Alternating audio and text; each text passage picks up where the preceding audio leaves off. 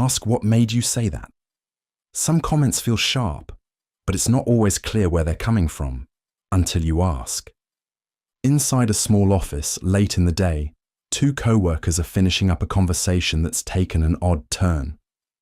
One of them, out of nowhere, says, "I just think leadership's kind of checked out lately." It lands awkwardly, vague, maybe a little loaded. The other pauses, but instead of pushing back or changing the subject, they ask quietly, "What made you say that?" No judgment, no sarcasm, just curiosity. There's a short silence. Then, slowly, the first person leans in and says, "It's just, I sent that proposal last week and nobody even responded. It felt like it didn't matter." Now the conversation shifts. The tension drops. What sounded like criticism was actually disappointment. And now there's space to talk about it without defense. Asking, "What made you say that?" works because it gently redirects the energy.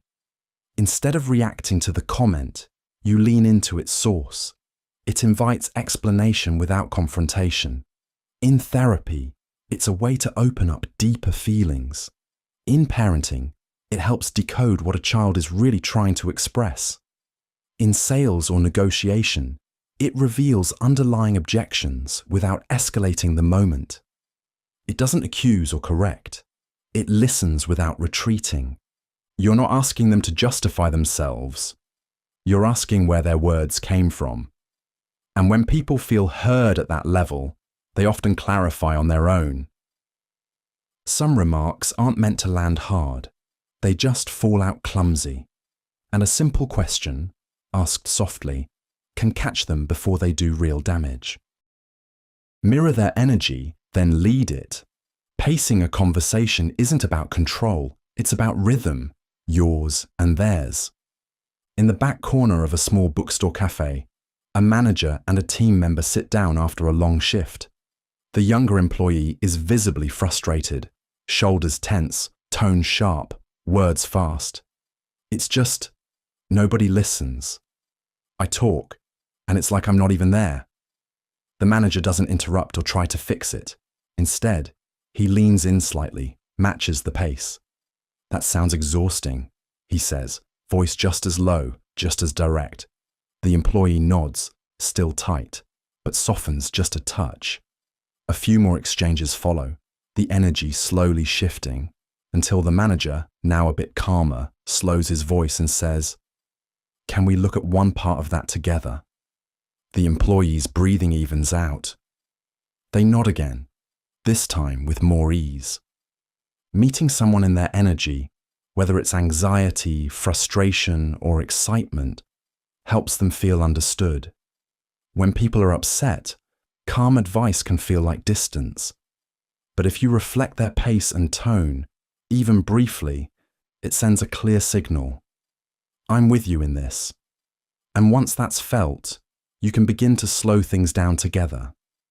Therapists rely on this pacing to gain trust before guiding forward.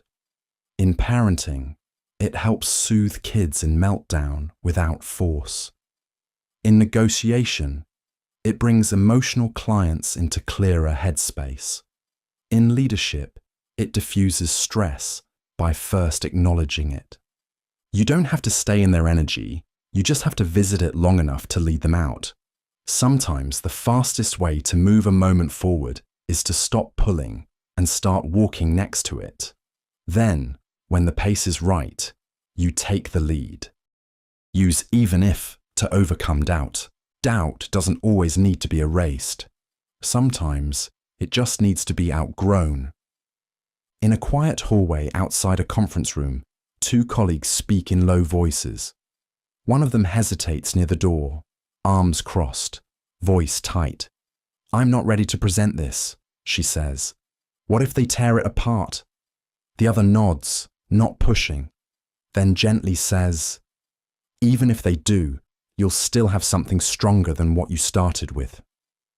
That pause softens the tension. She exhales, then nods.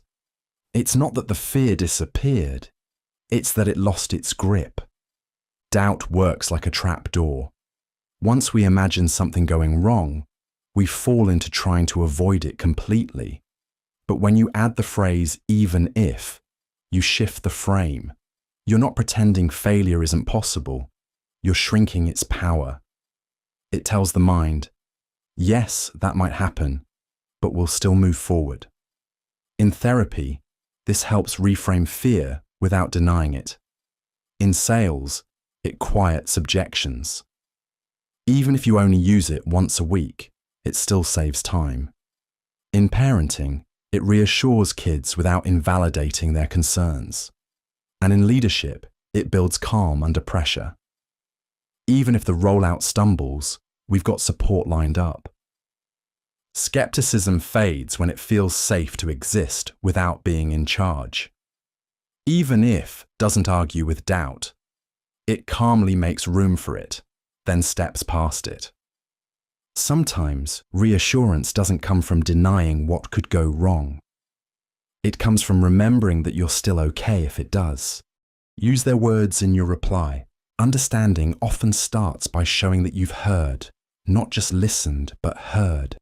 In a shared workspace, two colleagues pause near the window during a break. One of them, frustrated, says, "I just feel like no one's really backing the idea. It's like I'm presenting in a vacuum." The other nods, then replies, "So it's the vacuum part that's hitting the hardest, not just disagreement, but silence." The first one looks up, slightly surprised. "Yeah, exactly." The tone shifts. They're not just venting anymore, they're unpacking something together. Repeating someone's own words in your reply, even just a few of them, has a grounding effect. It reassures the other person that you're not just waiting to talk, you're tracking their meaning step by step. It creates a small emotional mirror. In therapy, this builds trust quickly. In parenting, echoing a child's phrase calms tension and helps them feel seen. In sales, reflecting language back to the client confirms understanding. In negotiations, it slows things down and diffuses pushback. It's not about flattery or mimicry. It's about recognition. We all speak in our own rhythm. And when someone echoes part of that rhythm back, the conversation becomes easier to trust. It doesn't take much, just a sentence that hands their words back to them, shaped with care. That's often enough to make someone feel like the conversation is theirs too. And when they feel that, they start saying what really matters. The power of pause. In a hallway after a community meeting, someone asks a pointed question. Everyone expects a quick answer. But the person it's directed at stays quiet. They look up, think, then say, slowly, "That's a good question. Let me think out loud for a second." The room shifts. People lean in, not because of what's said, but because of what wasn't. The silence made space for something real. The pause isn't hesitation. It's composure. That extra beat, just a little longer than expected, can carry more weight than anything spoken. A well-placed pause interrupts noise. It softens urgency. In close conversations, it adds weight. In tense moments, it signals calm. Even during everyday exchanges, that bit of quiet can make a reply feel considered instead of automatic. You'll see it between two people repairing a strained friendship, where silence doesn't rush to fill the discomfort.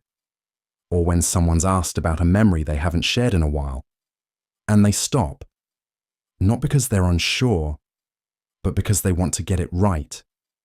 It works because silence is never truly blank. We fill it with expectation, hope, worry, meaning. And a pause, used with care, holds that space long enough to be felt. The pause isn't just the absence of words, it's the presence of thought. And when you let it land fully, people don't just hear what comes next, they're ready for it. Use future pacing. Imagine if a man and his teenage son sit at the edge of a park bench, takeaway coffees in hand. The boy stares at the pavement, uncertain, talking in circles about whether he should apply for an internship. "I'll probably mess up the interview," he says quietly. His dad listens, then leans back slightly and asks, "Imagine if you actually got the spot. What would your first day look like?" There's a pause. The boy doesn't answer right away, but something in his posture changes. His eyes lift slightly. "I guess I'd be nervous," he says, "but I think I'd feel kind of proud." The conversation moves forward, one small imagined scene at a time. Asking someone to picture the future, especially with the words "imagine if," bypasses their defenses. It opens the door without asking them to walk through it. It's not a command. It's not a pitch. It's a quiet invitation to see themselves in a better place. The moment they do, even briefly, the choice becomes theirs, not yours. Therapists use it to help clients visualize life beyond a problem. Salespeople use it to make benefits feel personal.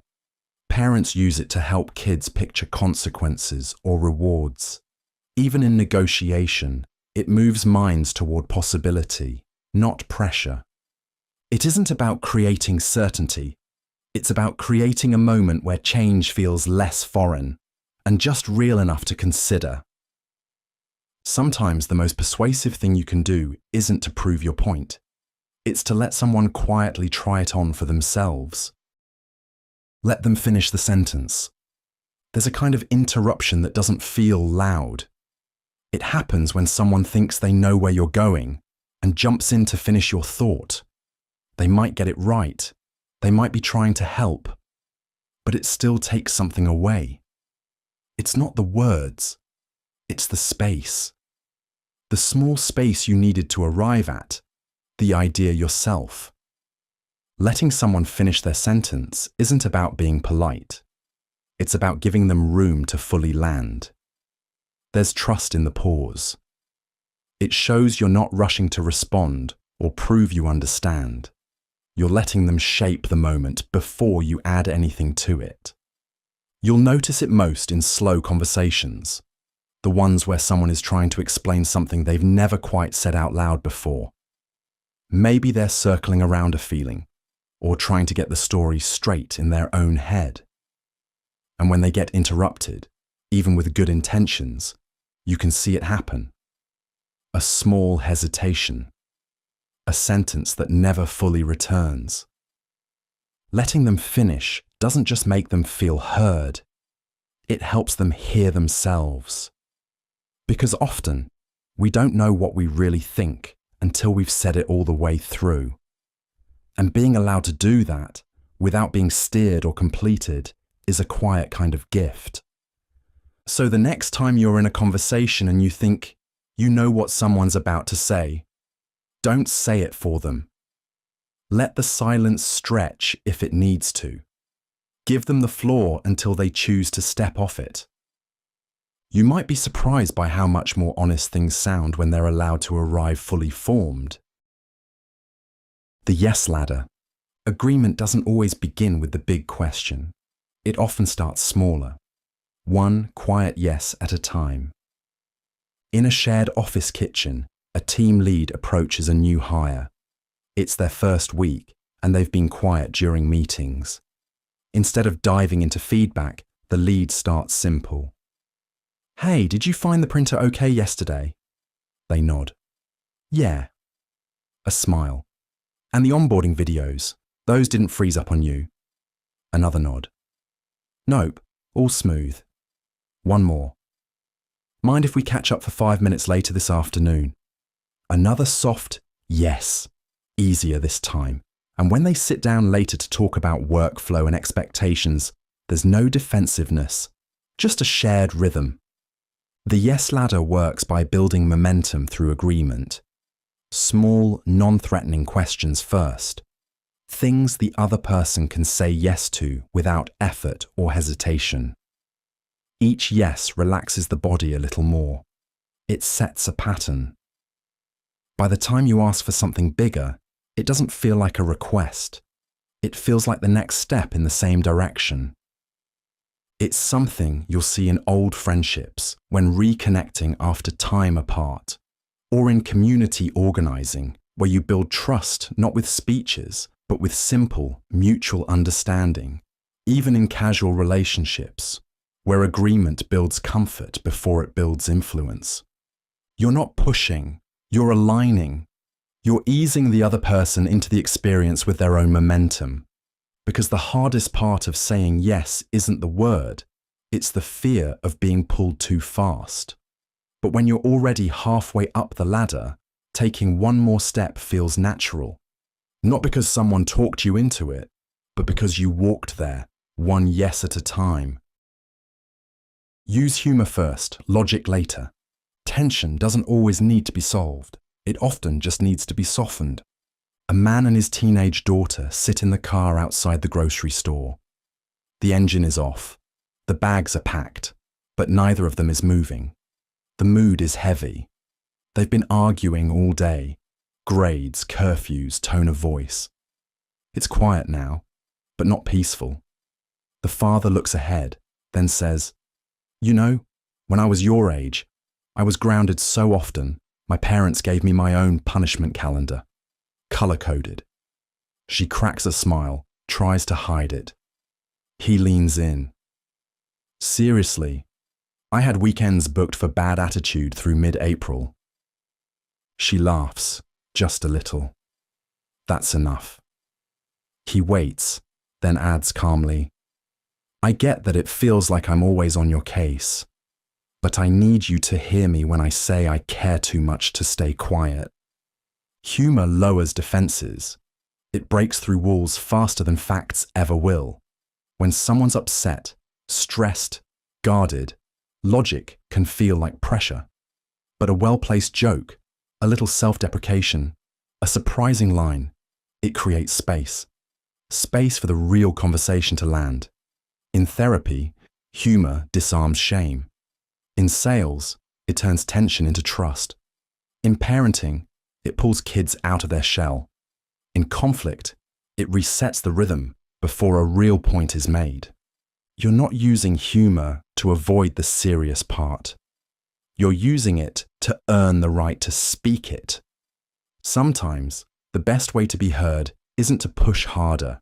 It's to make someone laugh just enough that they stop bracing. And then, when they're ready, you lead them to the heart of what matters, gently and fully awake. Pretend you're the host. There are moments when you walk into a room and feel like you're borrowing space. Conversations are already flowing, groups are already formed, and it's easy to shrink into the background, to wait for someone to invite you in. You're at a birthday party that isn't really your crowd. You were invited through a mutual friend who's now across the room in the middle of a story. You linger near the kitchen, pretending to scroll. Then, without overthinking it, you refill the chip bowl, straighten a stack of napkins. You ask the guy next to you, "Hey, have you tried the weird green dip yet?" He smiles. "Number, what's in it?" "No clue, but I've committed to it now. Want some?" It's small, but in that moment, you stopped being a guest. You acted like a host. When you act like the space is partly yours, when you take small responsibility for how others feel, you automatically gain quiet authority. People notice it, even if they don't register why. The human mind associates confidence with caretaking, not loudness, not attention-seeking, just calm ownership of the environment. It's a trick often used by great teachers, smooth negotiators, and good managers. Not because they need control, but because people respond better when someone is subtly steering the room. It puts others at ease. You don't need to wait for permission to feel like you belong. You don't need a title or a role. Just start acting like the place could be slightly better because you're in it, and take one small step in that direction. That's usually all it takes for the rest of the room to unconsciously agree. You're not just there, you're part of it. Sit diagonally, not head-on. In any conversation, there's a subtle shift in energy when two people feel like they're in sync. It's not about the words, it's about the space between them. You're sitting in a cafe with a colleague you don't know well, just starting to chat about a project. At first, the conversation feels a little stiff. You're sitting straight across from each other, making direct eye contact, which is fine, but something feels a little off. Without overthinking it, you shift your seat, turning your body just slightly to the side, so you're more at a diagonal than directly head-on. The difference is immediate. They shift too, without realizing it, mirroring your angle. Suddenly the flow feels smoother. You're no longer opponents across the table, but two people comfortably in the same space, sharing ideas without the pressure of facing each other directly. That's the beauty of sitting diagonally. The mind perceives direct confrontation as more intense, even if the conversation isn't tense. It's a subconscious barrier, but by positioning yourself at a slight angle, you reduce that feeling, making the conversation feel more relaxed. It signals to the brain that there's no threat. It's not a face-off, but a collaboration. You'll notice this in interviews, therapy sessions, even casual hangouts. When someone sits across from you but at an angle, it's less intimidating, more open, and the other person usually feels more at ease as a result. It's a small shift, but it makes a big difference in how people connect. You don't need to force comfort. Just adjust the angle and let the conversation settle into a more natural rhythm. Ask, how did that make you feel? Understanding isn't always about what happened. It's about what it did to someone inside. In a quiet booth of a corner cafe, two friends sit across from each other. One's telling a story, something about a job interview gone sideways. They're speaking quickly, trying to laugh it off. So, I finish answering this question, and the guy just stares at me like I'd spoken another language. The other friend nods, lets a second pass, then asks gently, how did that make you feel? There's a pause. The person blinks, exhales. Embarrassed, I guess. I thought I had it, but in that moment, I felt completely out of place. The tone changes, the pace slows. Now they're not just recounting, they're reflecting. The conversation moves from surface to something steadier. How did that make you feel? Is one of the simplest questions you can ask, but also one of the most disarming. It shifts the focus from events to emotion, from outside to in. Therapists ask it not to dig, but to let someone slow down enough to meet their own experience. In parenting, it opens space for a child's emotional vocabulary to grow. In conflict, it de-escalates by showing care instead of correction. In leadership or sales, it tells the other person they're being treated like a human being, not a problem to solve. You're not pushing for depth.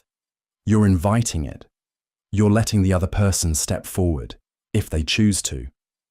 And when you ask with real interest, not obligation, the answer that follows often becomes the part of the conversation they actually needed most.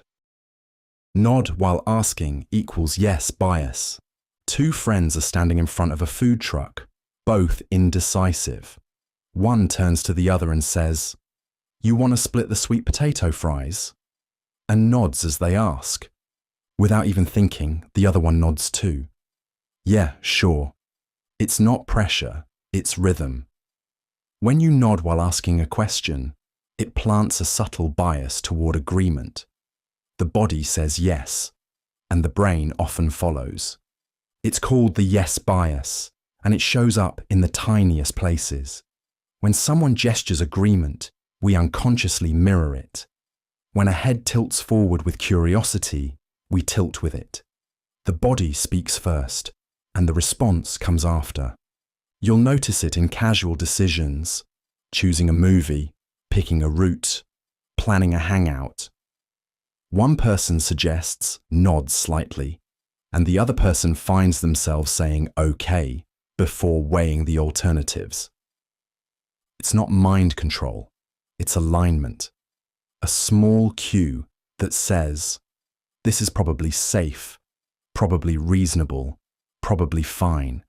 And most of the time, it is. The effect works best when the question is already leaning toward yes. You're not convincing, you're clearing friction. It also works when helping someone through hesitation, like offering encouragement gently. Want to give it a try? Nod, and suddenly the answer feels less risky. So next time you ask something simple, let your body say it first. A soft nod, a calm presence, just enough to tip the answer toward yes, without needing to push it there. Ask, what are you thinking right now? Some moments go quiet for reasons that aren't obvious, and the only way through them is to gently ask. Two people sit side by side in the corner of a small conference room, papers spread out between them. The conversation had been moving, ideas flowing, until suddenly it wasn't. One of them grows quiet, tapping a pen against the table, gaze somewhere else entirely. The other waits a few seconds, then says softly, "What are you thinking right now?" Not with urgency, not with pressure, just openness. The pause breaks. The quiet one exhales, then says, "Honestly, I don't think this pitch is going to work the way we planned. I just didn't know when to say it." And just like that, the wall lifts. What could have stayed bottled up now has a way out and a way forward. That question, "What are you thinking right now?" works because it doesn't assume.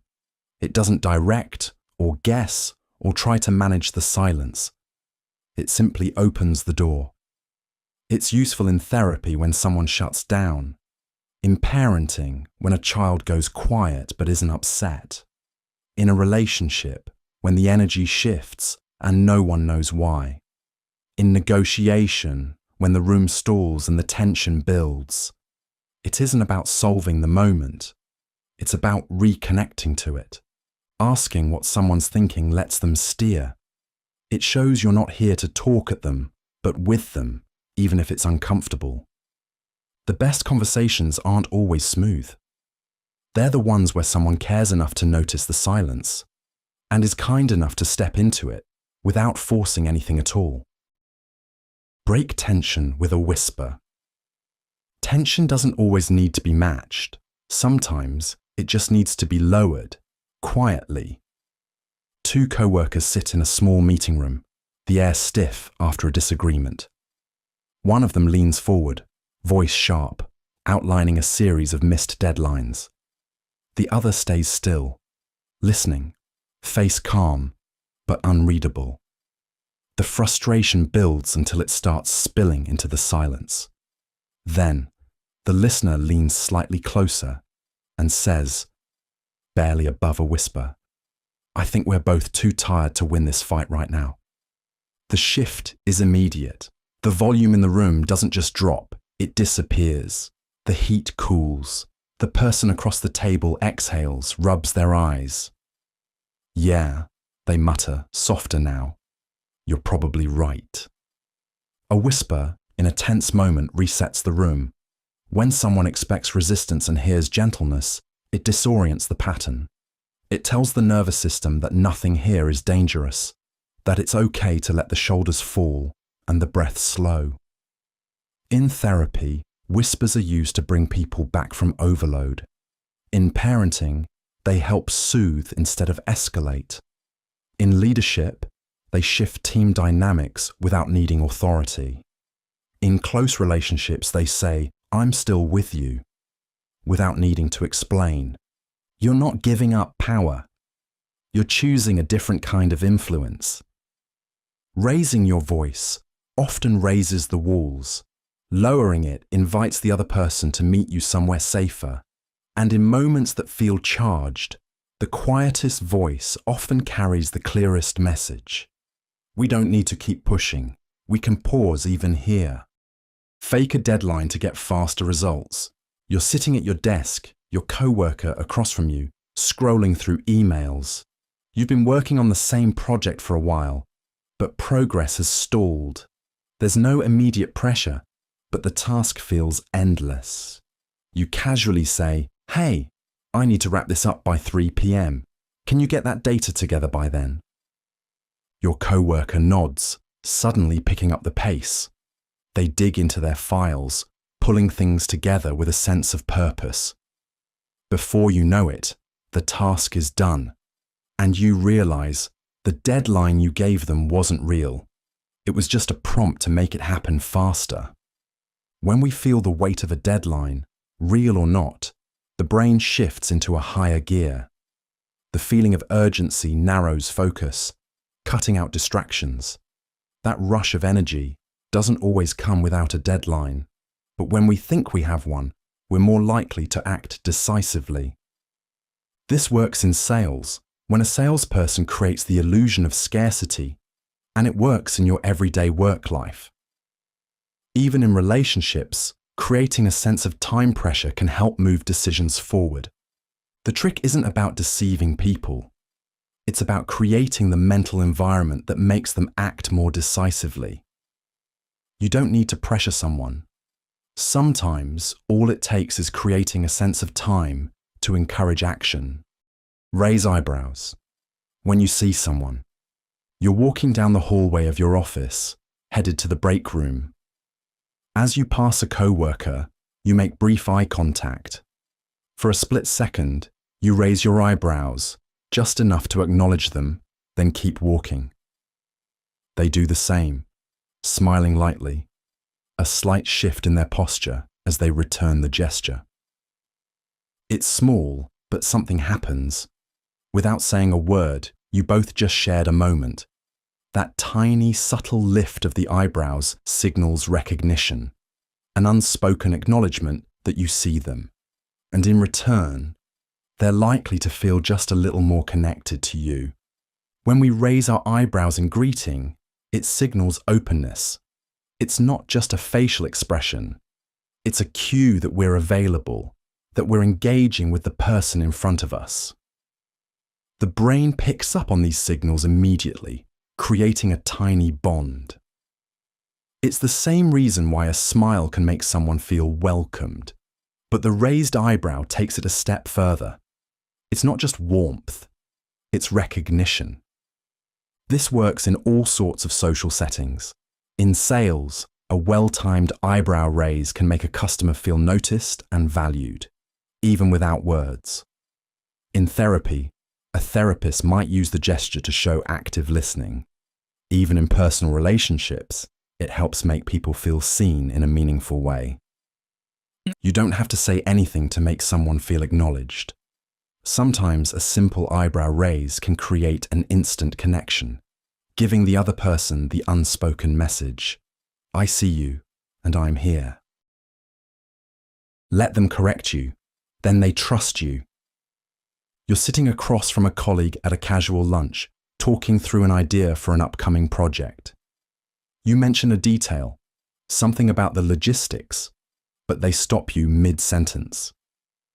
Actually, that's not quite right. The timing's a little different.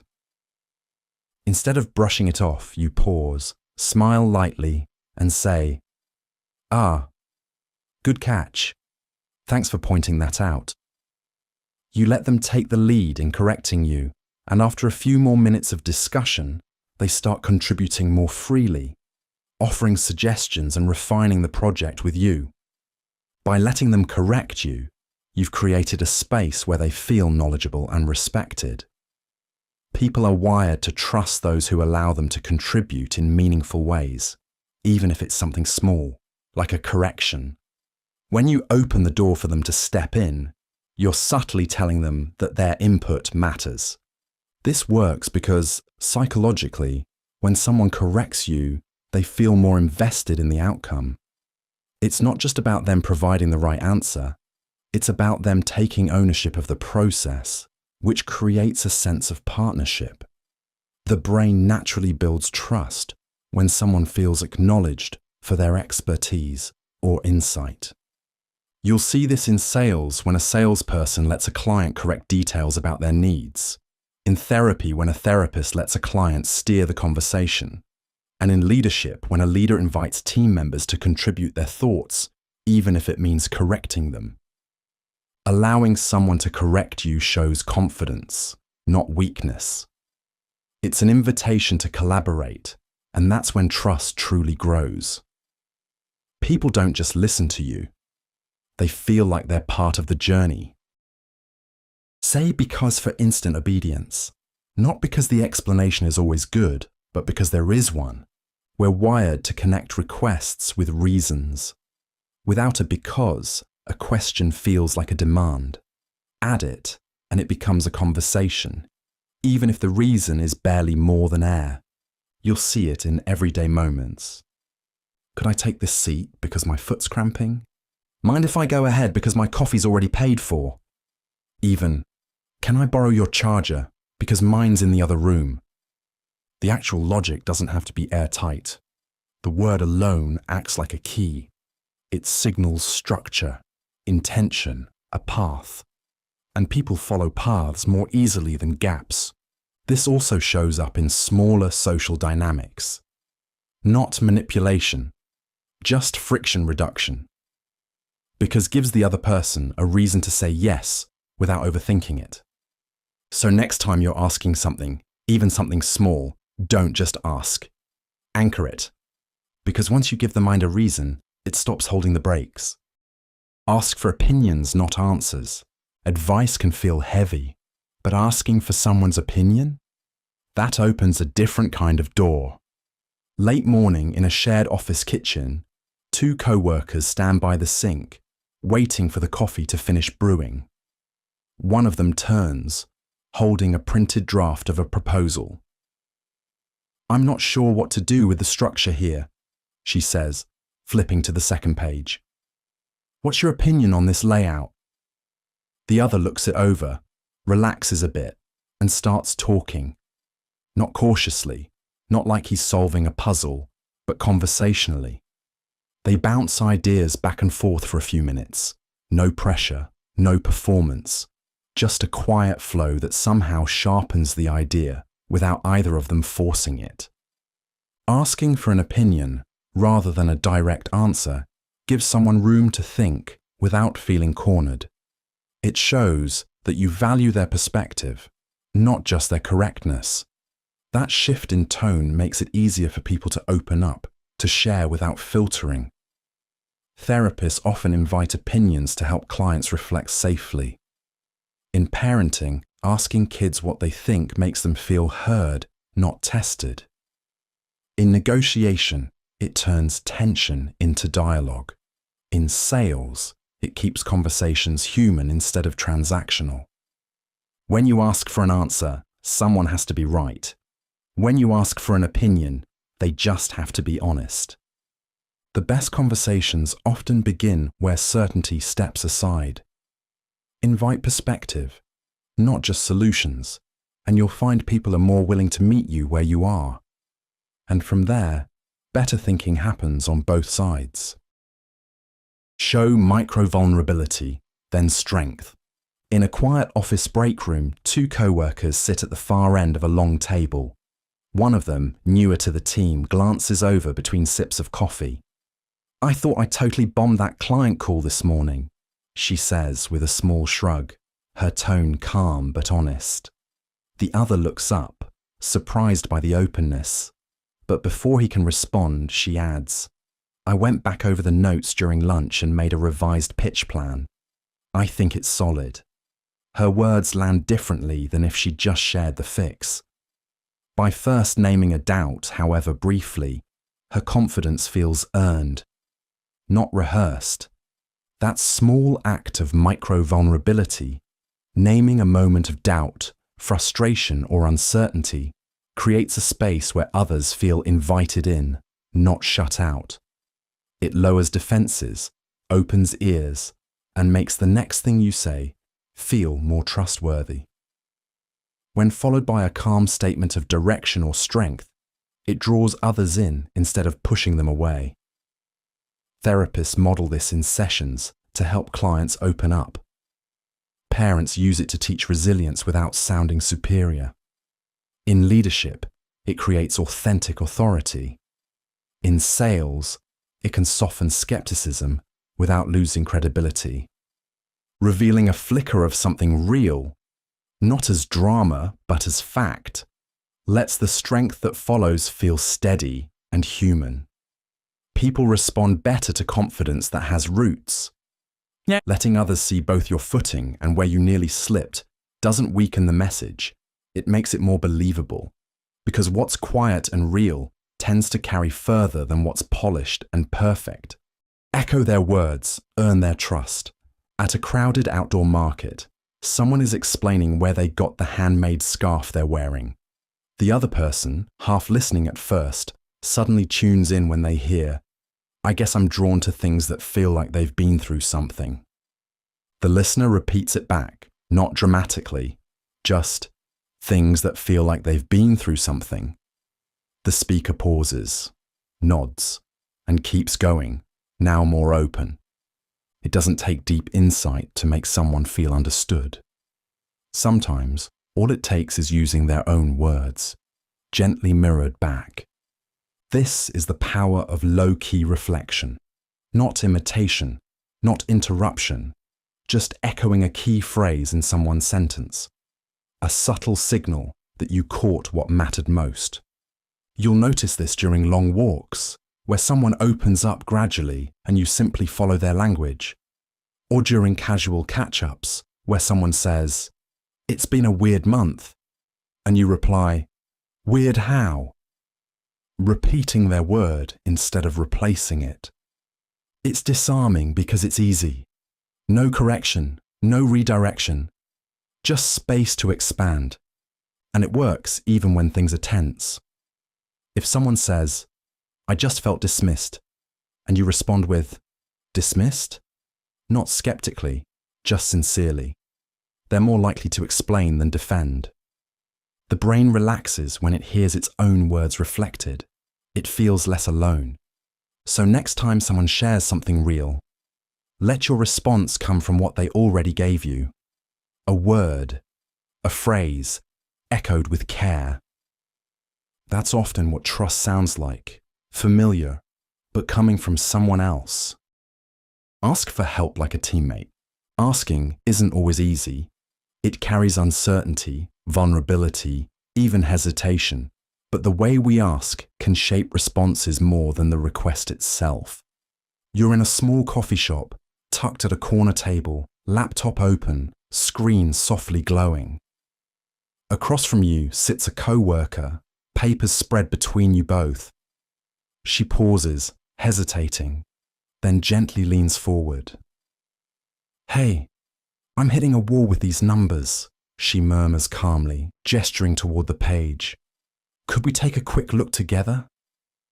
Her tone is easy, warm, less a request, more an invitation to collaborate.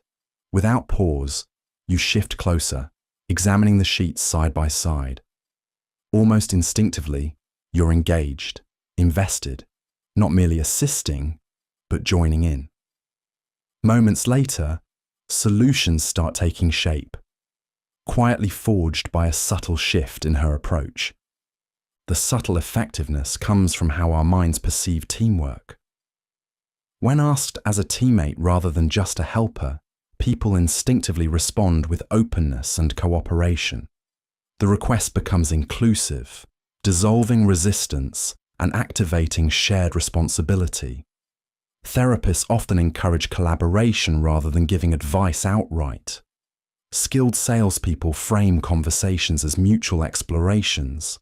Parents suggest teamwork to motivate children, and negotiators use inclusive language to foster partnership rather than opposition.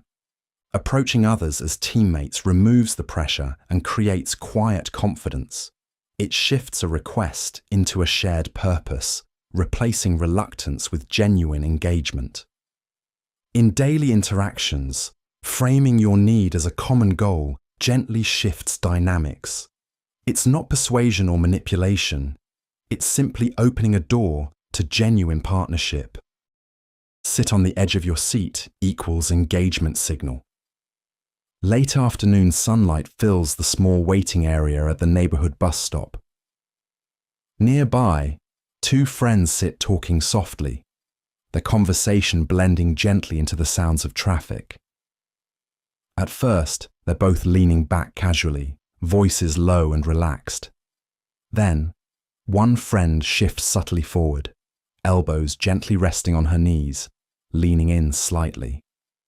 Almost immediately, the other friend responds instinctively, mirroring her posture and tone. Their voices lower, the conversation becoming quietly energized. Each word met with greater attention, each thought absorbed a little deeper. Without saying a word about it, her subtle movement has silently conveyed genuine care and interest, drawing her companion into deeper engagement. This quiet shift to the seat's edge works naturally because our minds instinctively interpret subtle posture changes as signals of authentic interest. Leaning slightly forward indicates openness and active participation. We sense intuitively when someone cares enough to physically move closer. It's why therapists often lean gently forward during sessions, quietly encouraging openness. Salespeople subtly shift toward customers, signaling genuine interest.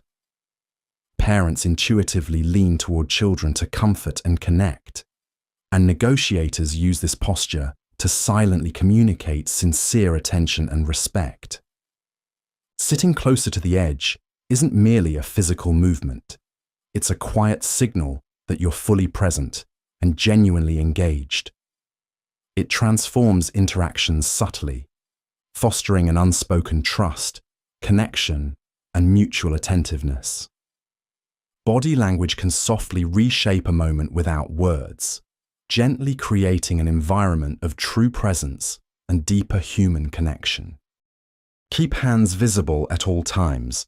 Trust often begins before a word is spoken, sometimes with something as simple as where your hands are. You're seated across from someone at a small table in a shared workspace. It's your first time collaborating, and the conversation is still finding its rhythm. As you speak, your hands stay lightly rested on the table, moving gently as you explain an idea. When they speak, you listen fully, hands open, still visible, not tucked under the table or hidden in your lap. Gradually, the other person relaxes. They begin to mirror your calm. The pauses between you start to feel easier. The mood shifts from formal to familiar. Nothing big changed, but something settled. We're wired to scan for safety cues, especially in early interactions. Visible hands signal openness, honesty, and a lack of threat. They keep the conversation grounded in something nonverbal but deeply human. Therapists consciously keep their hands where clients can see them. Sales professionals avoid crossing arms or pocketing hands during pitches. In parenting, keeping gestures open helps children stay calm and attentive. Even in high-stakes negotiation, hands on the table can do more than a well-crafted argument. It's not about exaggerated movements or forced gestures, just letting your presence feel fully available. When your hands are in sight, your intentions feel easier to read. And when people can read you, they trust you more. Sometimes the smallest cues do the heaviest lifting. Keeping your hands visible doesn't just shape how others see you, it shapes how safe they feel being seen. Say nothing, just nod. Sometimes the most helpful thing you can say is nothing at all. In a dim corner of a grocery store cafe, two friends sit with half-drunk coffee cups between them. One is speaking slowly, halting, uncertain, about something that happened with their family. It's not dramatic, but it's heavy. The other just listens. No advice, no reactions, Just steady eye contact and a single, quiet nod. The speaker exhales, then keeps going, a little faster, a little more freely, not because they're being guided, but because they feel safe continuing. Saying nothing and simply nodding is one of the most underused but powerful social tools. It tells the other person, I'm still here. Keep going. It doesn't interrupt. It doesn't rush. It doesn't shift the spotlight. It just stays with them. In therapy, this is often how the deeper parts of a story emerge. In parenting, it helps kids talk without fear of being corrected mid-sentence. In negotiation, it shows that you're listening without trying to dominate the conversation.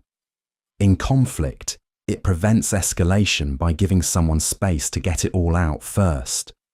You're not guiding, you're holding the line steady. When people speak, especially about something vulnerable, they're constantly scanning for signals. Is it safe to keep going? Am I being judged? Is this too much? A simple nod at the right moment quiets all of that. Because sometimes the best support isn't saying the right thing. It's saying nothing and proving you're still with them. Every second of the way. Let them talk first, then you win. There it is. The real beginning of the conversation. When you let someone speak first, they show you where they are. What they say gives you the map. And once you have the map, it's easier to meet them without guessing. Most people rush to talk first, thinking it gives them control. But the opposite is often true. When you speak second, you get to shape your response with precision, not projection.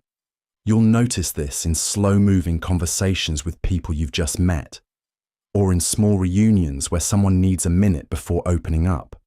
Even in casual decision-making, like choosing where to eat, whoever speaks second often steers the direction, because they're responding instead of reaching. It works because people reveal more than they think when they go first. You catch their tone, their pace, what matters to them.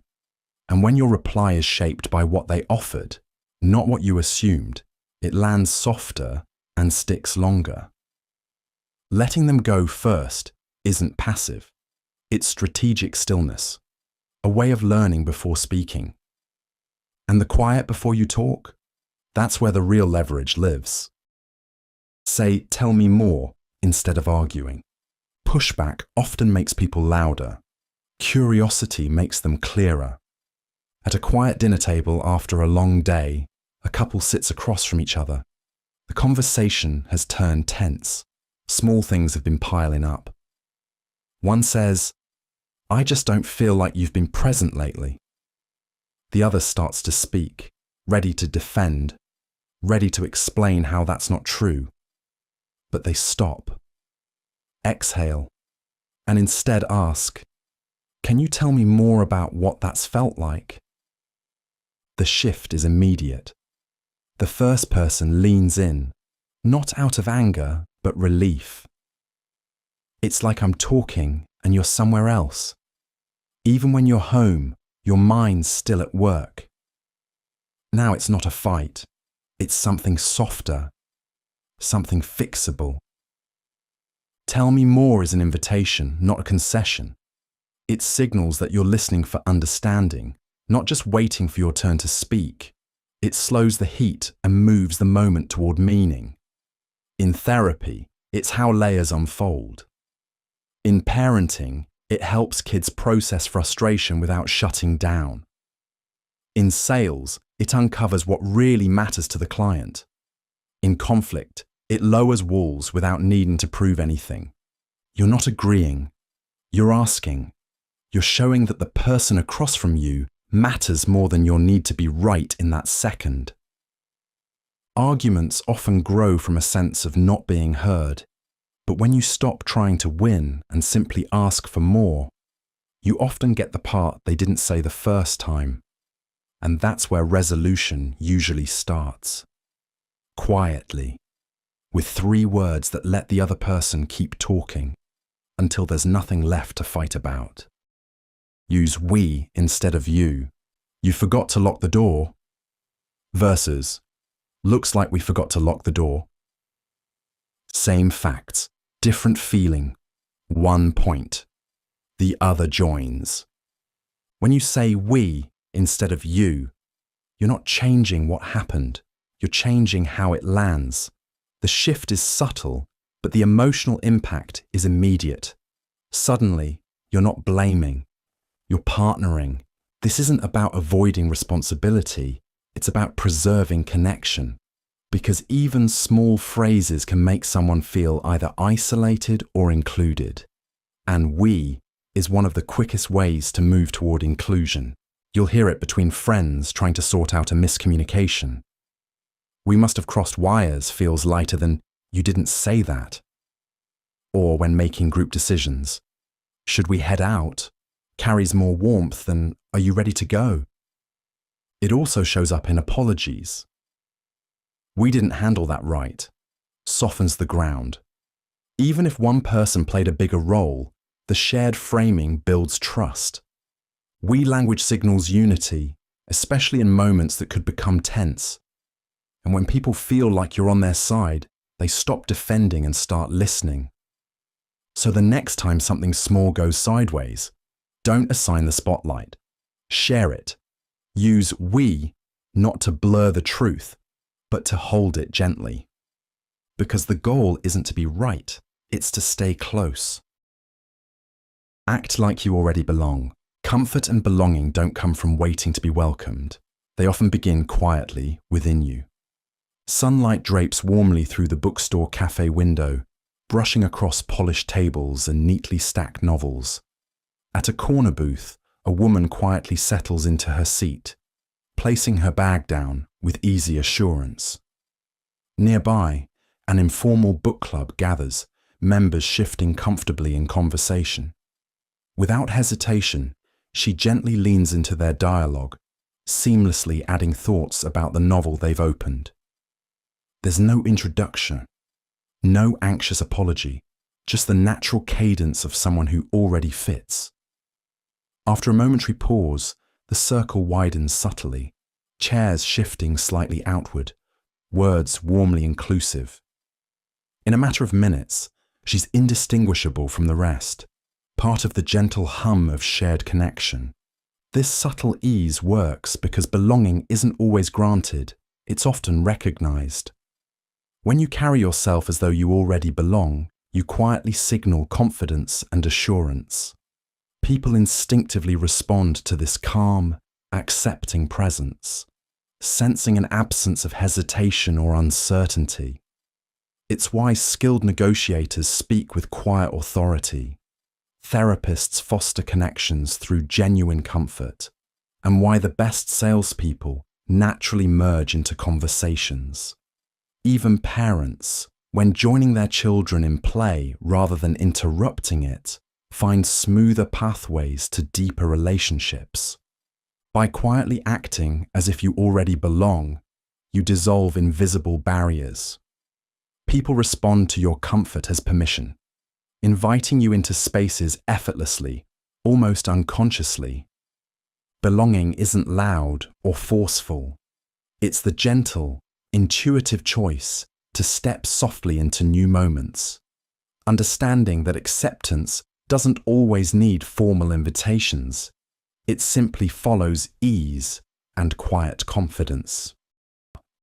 Thank them for the thought, not the action. Appreciation goes deeper when it's aimed at intention, not just outcome. A man and his colleague sit across from each other in a quiet office lounge. He's just wrapped up a presentation that didn't land quite right. The room was polite, but flat. As he folds his laptop shut, she says, "I know it didn't go how you hoped, but I saw how much you worked on it. Especially that opening. You really tried to make it connect." He looks at her, then nods, slower this time. "Thanks," he says. Not because it solved anything, but because she saw something that mattered, the effort.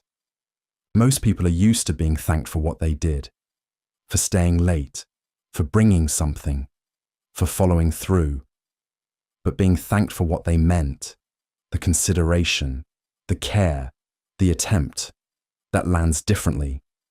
It feels more real. In parenting, this kind of thank you builds confidence in kids who try, even when they fail. In therapy, it softens shame around unfinished progress. In leadership, it builds loyalty by showing attention to what's often invisible. In sales or service, it transforms a transaction into a relationship. You're not rewarding results, you're honoring where the action came from. Because the truth is, actions don't always go well. The meal gets burned, the plan falls apart, the timing's off. But when someone says, "I appreciate you even thinking to do that," it validates something quieter and more lasting, intention. And in the end, it's not just what people do for us that matters most, it's what they meant to do. That's the part we remember. That's the part that stays. Touch the table to anchor. Attention. In conversations that drift, attention rarely returns on its own. But sometimes it only takes one small, steady gesture to pull it back. Late afternoon in a midtown coffee shop. Two friends sit at a corner table, one of them halfway through explaining something important, about work, or maybe something deeper. The other is listening, but also glancing at the barista, the street, the cup in front of them. The first speaker, mid-sentence, gently places a hand on the table. Not dramatic, just flat, grounded, quiet. The movement is almost nothing, but it lands. The other's gaze comes back. The conversation sharpens. What follows lands more clearly. They're both fully in it now. Touching the table acts as a subtle cue, not just to others, but to yourself. It signals presence. The rhythm of conversation can be fragile, especially in meetings, interviews, even family dinners. A grounded hand gives the words a place to live. Therapists sometimes use it during tense moments to recenter the space. Salespeople anchor attention with a light gesture at just the right time. In parenting, it helps children feel secure during conversations that might otherwise drift or escalate. And in tough discussions, it adds quiet weight to whatever is being said. You're not slamming the table, you're anchoring it, your body saying, "This matters," without ever interrupting. Words get heard more clearly when the body stays still with purpose, and a calm hand resting on the surface between you can quietly tell the room, "Come back to this." Pause before you answer equals authority. Confidence isn't always about speaking first or loudest. Often, quiet moments say much more. You're seated near the window of a cafe, sunlight softened through clouds. Nearby, two colleagues discuss a sensitive issue. One asks the other a tough question, expecting immediate clarification. Instead, the woman takes a slow sip of coffee, calmly setting her cup down. There's a brief, easy silence, just enough to shift the rhythm. Then she responds clearly and deliberately, her words careful, thoughtful, assured. Without raising her voice, she's quietly taken command of the interaction. The atmosphere around their table subtly changes.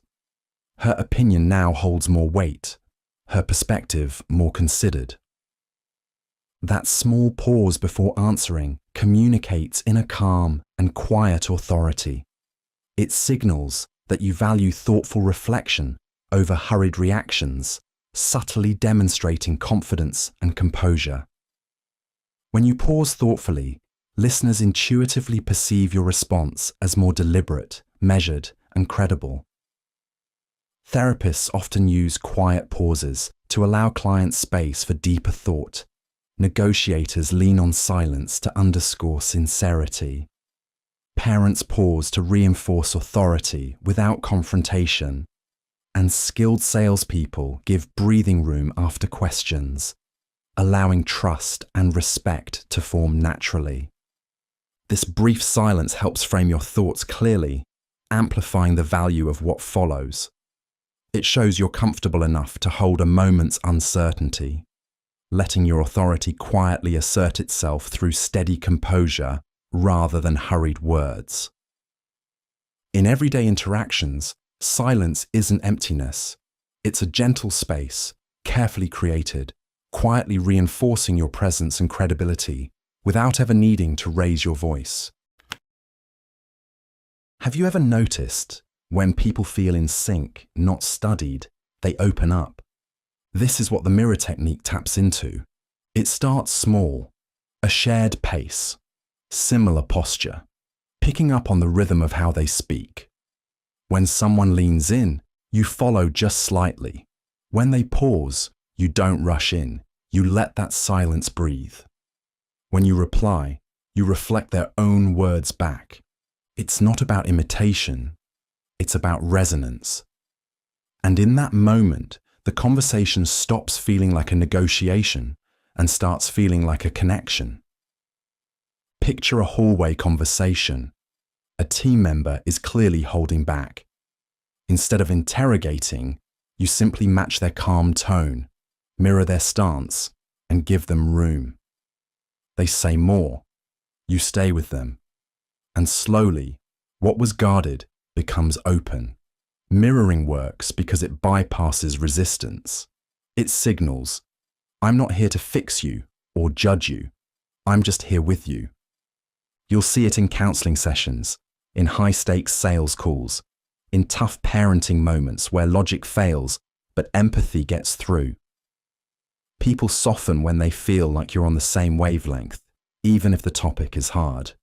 When you match someone's emotional tempo, they don't feel cornered. They feel safe.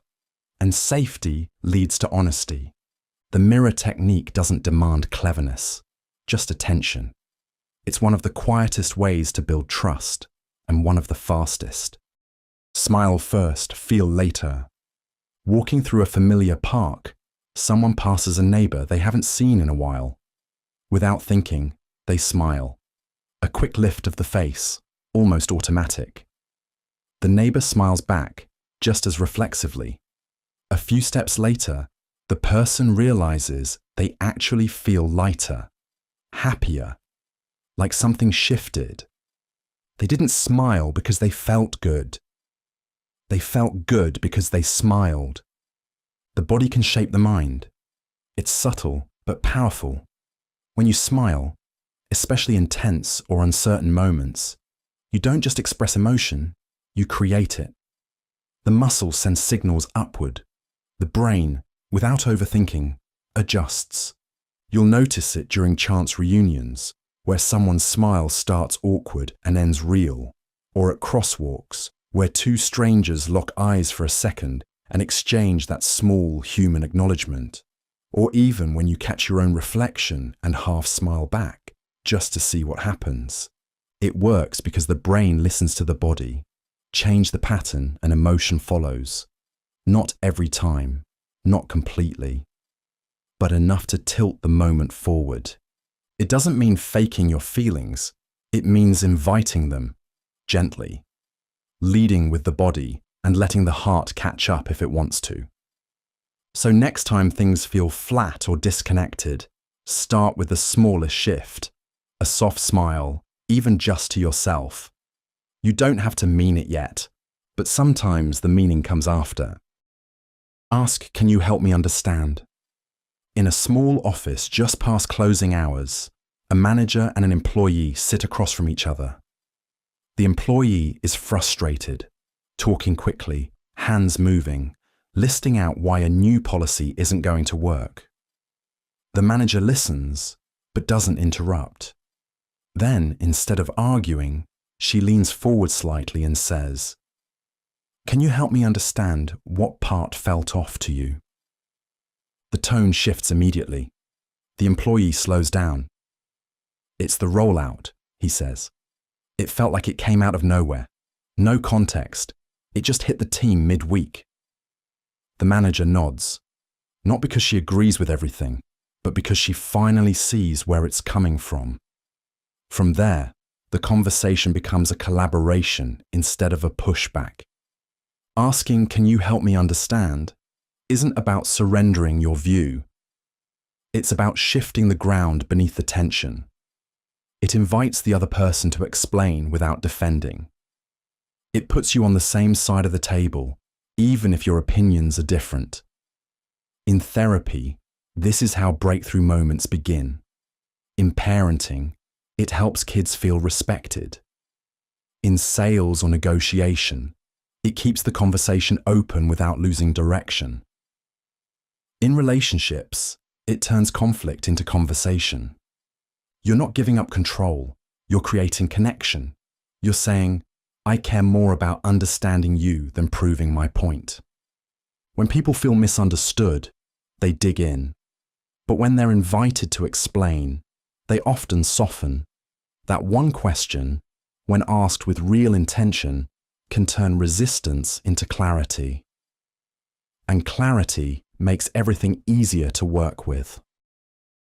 Ask, "What would you do?" You're in a meeting, discussing a new project proposal with a colleague. There's tension in the air.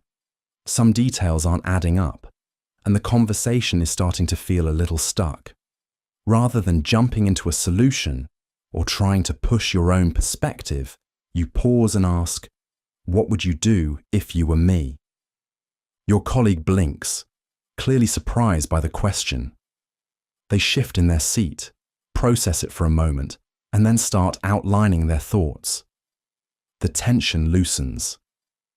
Suddenly, they're thinking alongside you, from your position. The conversation feels more collaborative, as if you're solving the problem together. Asking, "What would you do?" works because it flips the usual dynamic. Instead of positioning yourself as the one who needs help, you put the other person in a position of responsibility, but not in a way that feels like pressure. It's subtle, but it invites them to offer something more thoughtful, more empathetic, because now they're not just offering advice, they're reflecting on what they would do in the same shoes. This approach creates a deeper connection and helps people feel more invested in the solution. They start thinking from a more personal place, and the answers tend to be more authentic. It's why it's so effective in negotiations, customer service, and even leadership. When you ask this question, you show respect for the other person's perspective and invite them to be a part of the solution. It's not about getting the right answer from them.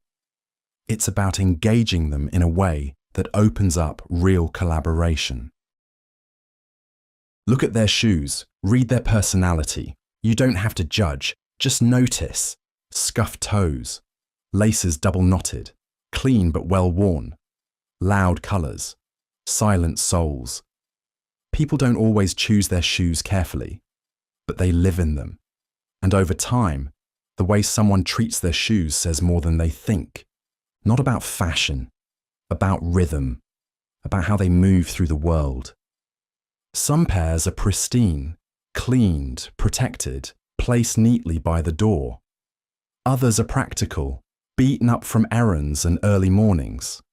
Some don't match the rest of the outfit, but were clearly the most comfortable option. All of its data, offered, not announced. You don't need to draw conclusions, just track patterns. You'll notice it when someone's wearing rain boots on a dry day, not because they forgot, but because they plan ahead. Or when someone's sneakers are bright, but their posture is quiet. There's a contrast worth understanding. Even worn-out soles on expensive shoes tell you something. How they spend may not reflect how they maintain. And when someone shows up in shoes that clearly weren't chosen for the setting, a wedding, a hike, a night out, it's rarely random. It's either a message or a comfort boundary that overrides the message. The feet don't lie, and the shoes they wear carry silent backstories. So if you want to read someone, don't just listen to what they say. Look down, briefly, not to judge, but to understand the ground they've already covered. Turn the chair slightly toward them. Connection often begins with where your body points, even before a single word is spoken. It's early evening in a hotel lounge, dim lighting, quiet music. Two co-workers are seated nearby after a long day of meetings. One of them sinks back into their chair, angled slightly away, legs crossed, phone still in hand. The other, without comment, turns their chair a few degrees, not aggressively, not dramatically, just enough to face the conversation. They rest one arm lightly on the side, body open, attention undivided.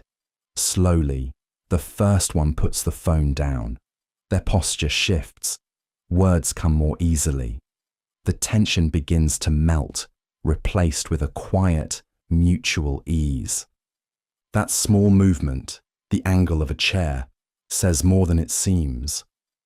It communicates interest, respect, and presence without needing to explain anything. Our minds constantly scan for signals about whether we're being welcomed or held at a distance. When your body angles towards someone, even slightly, it creates an unspoken invitation. Therapists arrange chairs this way to build warmth and safety. Negotiators use this positioning to reduce friction without saying a word. Parents often notice that turning toward a child, not just looking, invites more cooperation. In leadership or sales, it's the difference between talking at someone and being with them.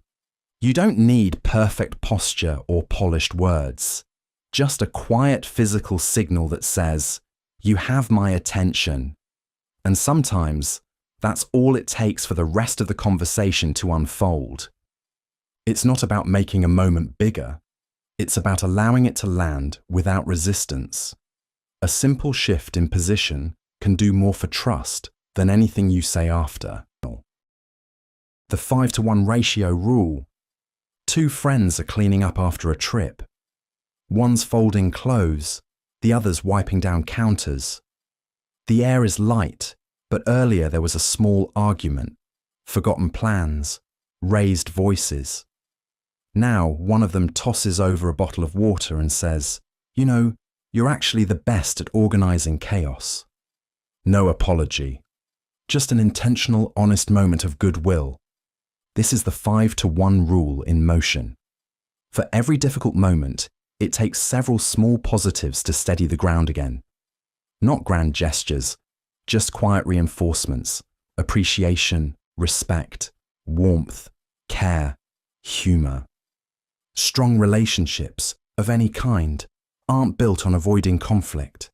They're built on having enough good to hold steady when tension shows up. Think of it like balance. If someone interrupts you once, but makes you laugh 5 times, you don't call them rude, you call them fun.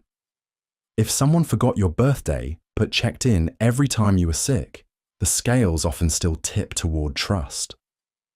This shows up naturally in long friendships, where jokes, memories, and small kindnesses buffer against occasional friction, or during late-night conversations, where a compliment can quietly undo something left unsaid earlier. It's not about tracking points. It's about remembering that the emotional tone of a relationship is cumulative. The heavier moments don't weigh as much when they're surrounded by care. So when things feel off, don't always rush to fix. Just start adding small truths that make someone feel seen again. Use open gestures to invite openness. Conversations open up more easily when nothing in your body says closed. It's late afternoon in a library's quiet common area. Two students sit across from each other at a shared table, papers spread loosely between them. One of them leans back slightly, arms relaxed at his sides, palms occasionally gesturing outward as he speaks.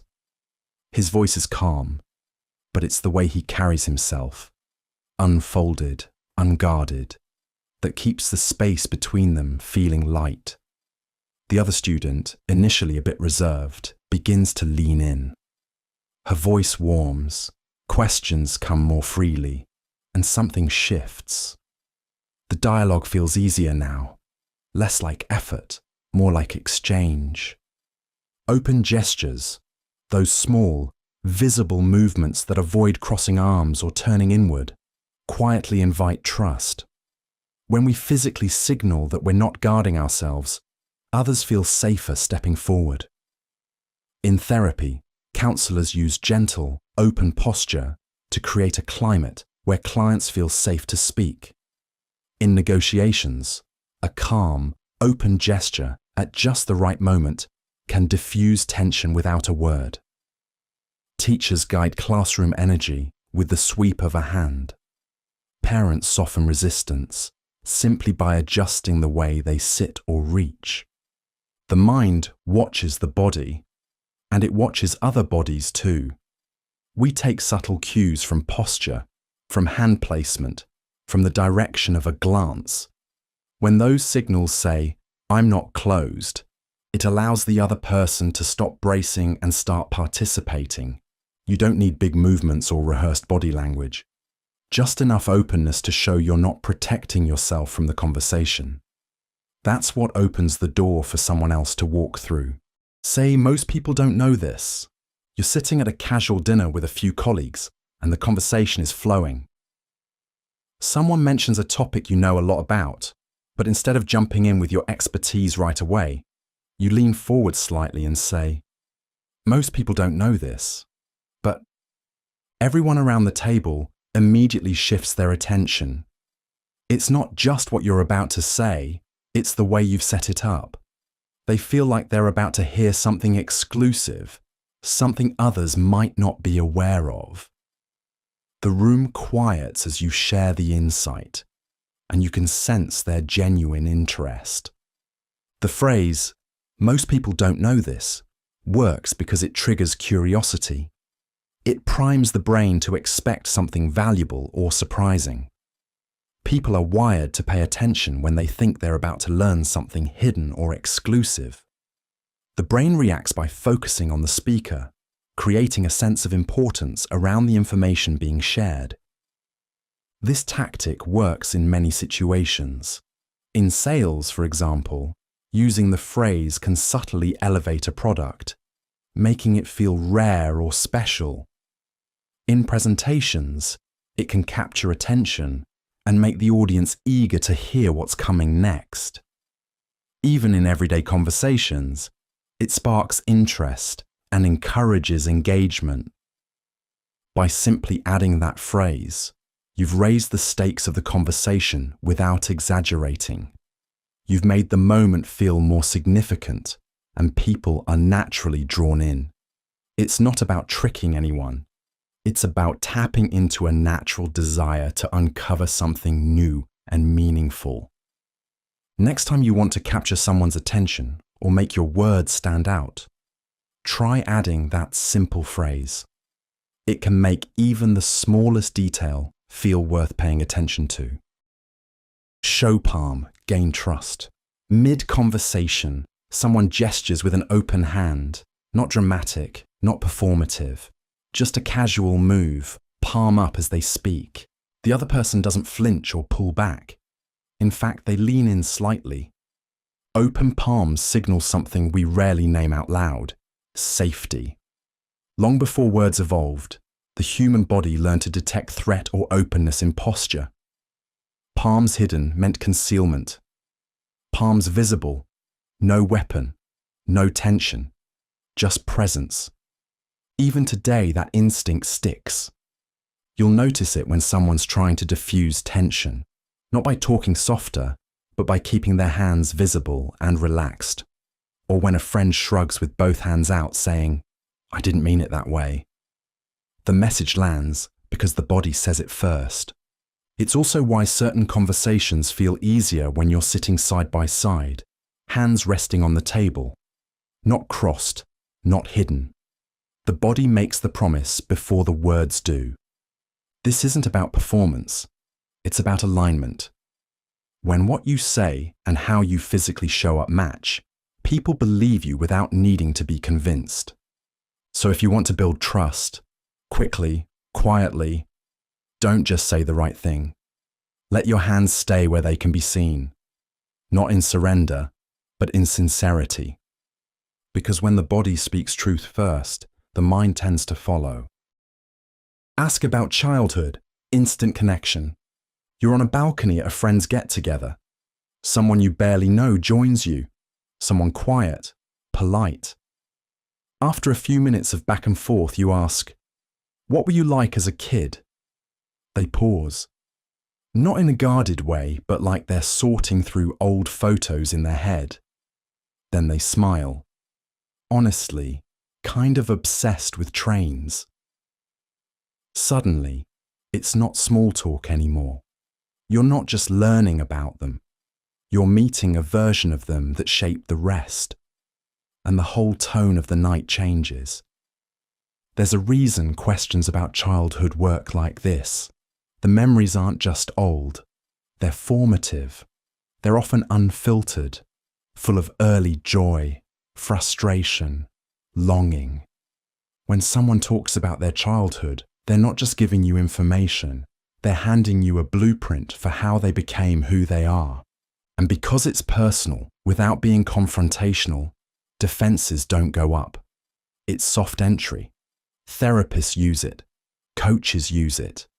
Good dates, good interviews, close friends, they all find their way there eventually. You can shortcut that timeline by just asking early, gently, without force. You're not mining for trauma or prying for secrets.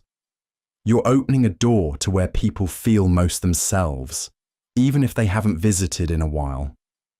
The person in front of you has lived a life. If you want to understand them faster, start where the story began. Most people won't resist. They'll be relieved someone finally asked. Say their name at goodbye. The end of an interaction is often more important than the beginning. People remember the last thing you say, and how you make them feel right before they walk away can leave a lasting impression. It's a quiet evening, and you're wrapping up a casual dinner with a coworker. You've been talking for a couple of hours about everything and nothing. The evening's winding down, and you stand to leave. As you step toward the door, you say, "All right, thanks for dinner, Emily. It was great seeing you." As soon as you use her name, the moment shifts. She looks up, smiles a little wider, and gives you a warmer goodbye.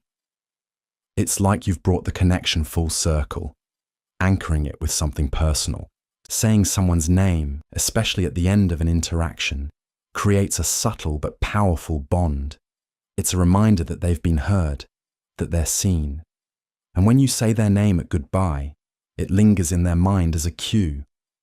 This conversation mattered. The brain naturally responds to its own name. It grabs attention and makes the interaction feel personal and genuine. It's why good leaders, friends, and salespeople use names naturally in conversation. It signals that the relationship is real and not just transactional. This trick works because it's simple and human. In therapy, when a counselor uses a client's name before a session ends, it deepens the sense of connection. In negotiations, saying the other person's name can soften a deal. Even in parenting, using a child's name while saying goodbye can comfort them and build trust. Next time you part ways, don't just say, "See you later." Add their name to the goodbye and notice how it strengthens the moment. Be the first to apologize in conflict. Tension doesn't always break on its own. Sometimes, someone has to go first. In the back office of a small bookstore, two co-workers are putting away inventory. The conversation is stiff. Short replies, minimal eye contact. They had a disagreement the day before, something small that grew louder than it should have. As the silence stretches, one of them quietly sets a box down and says, "I know I got defensive yesterday. I was already on edge, but that's no excuse. I'm sorry." The other pauses, surprised. Then, just as quietly, nods. "Yeah, I didn't handle it well either." The tone softens. They keep working, but the air feels different now. Lighter, settled. Apologizing first isn't about taking the full blame. It's about showing you're willing to step off the battlefield. When conflict hardens both sides, the first apology signals safety. It pulls things out of the emotional deadlock. Even a small gesture, "I shouldn't have raised my voice," or "I could have handled that better," is often enough to let the other person relax their guard. In parenting, it models accountability and resets connection. In negotiation, it diffuses standoffs. In leadership, it builds trust. And in close relationships, it shortens unnecessary distance. The strength of an early apology is that it doesn't depend on being right. It depends on being ready. It doesn't always matter who started it. What often matters more is who ends it. And the first to say sorry is usually the first to take their hands off the wall between you. Break the script, control the moment. "Hi, how are you?" "Good, you?" "Good." That's the default, a loop. Nobody's thinking, everyone's just responding, until someone breaks it. "Hi, how are you?" I once saw someone rescue a duck from a fountain with a traffic cone. Now the moment is real. Breaking the script means stepping out of the expected rhythm, not to confuse, to wake things up. Most conversations run on autopilot, safe, familiar, forgettable. But when you interrupt that rhythm gently and playfully, you take control of attention, not by force, but by contrast. It could be a surprising compliment instead of a hello, a story instead of a status update, even a quiet pause where people expected quick words. You'll see it when someone answers, "How's it going?" with, "Better now that you're here," and somehow it lands. Or when a guest at a gathering offers to help wash dishes instead of waiting to be entertained. People notice because the rhythm changed. It works because the brain is wired to notice the unexpected. Patterns make us tune out. Surprises make us present. This doesn't mean being random. It means being awake, choosing to play instead of perform, redirecting the moment, not with volume, but with novelty. So next time you feel a moment slipping into default, change one line. Tilt the rhythm. Be just unexpected enough to make someone remember it happened, because whoever breaks the script writes the next line. Ask them to teach you something. Everyone wants to feel valued, but the easiest way to give that feeling is often overlooked. In a quiet copy room at the end of the hallway, two co-workers stand by the printer, waiting. One glances at the machine and mutters something about always jamming on the third tray. The other looks over, curious. "You seem to actually know how this thing works," he says. "Can you show me what to do if it gets stuck?" There's no sarcasm, no flattery, just a sincere question. The first co-worker lights up a little, not visibly, but enough to shift the tone. He steps in with quiet confidence, walking through the process. What began as a dull wait becomes a moment of informal connection. Not because they had a deep conversation, but because one asked the other to share what they knew. Asking someone to teach you something, even something small, gives them a subtle sense of importance. It tells them you're listening, that their knowledge matters. And that kind of invitation, small, sincere, is powerful. In therapy, it can build trust when a client is asked to explain what's helped them cope. In parenting, it gives kids a moment to feel capable. Salespeople use this to shift authority toward the client. In leadership, it makes space for others to step forward without being asked directly. Letting someone teach you doesn't lower your status. It raises theirs. And that small shift changes how they see you and how they show up around you. Sometimes the easiest way to be respected is to offer respect first. not through praise, but through curiosity. Letting someone explain something they know is often the quietest way to say, "I see you." Ask questions that make them reflect. Most conversations drift toward easy places: shared opinions, casual complaints, daily updates. It keeps things moving, but nothing really sticks. And then, once in a while, someone asks something that makes you stop and actually think. You're in the back booth of a nearly empty cafe. It's late. You're talking with someone you've known for a while, but not deeply. Out of nowhere, they ask, "What do you think your younger self would be proud of in you today?" You laugh at first, caught off guard. Then you pause. Something about the question lingers. You sit with it. And when you answer, it's not automatic. It's something you've never said out loud before. That's the shift. From routine to reflection. And when a question does that, the dynamic between two people changes completely. The brain is wired to follow patterns. But when a question interrupts that, not to challenge, but to invite, the mind turns inward. It stops reaching for a prepared answer and starts forming a new one. That's where connection lives. You'll see this in coaching, in mentoring, in parenting moments that last. A question like, "What's something you've unlearned this year?" or "What are you afraid to want?" opens far more than small talk ever could. It shows care without pushing. The goal isn't to be clever. It's to ask in a way that makes the other person feel worth answering. Most people want to reflect.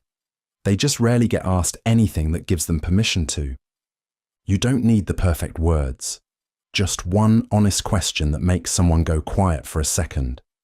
Not because they're stuck, but because they're finally thinking about something that matters. That pause is the sound of trust being built.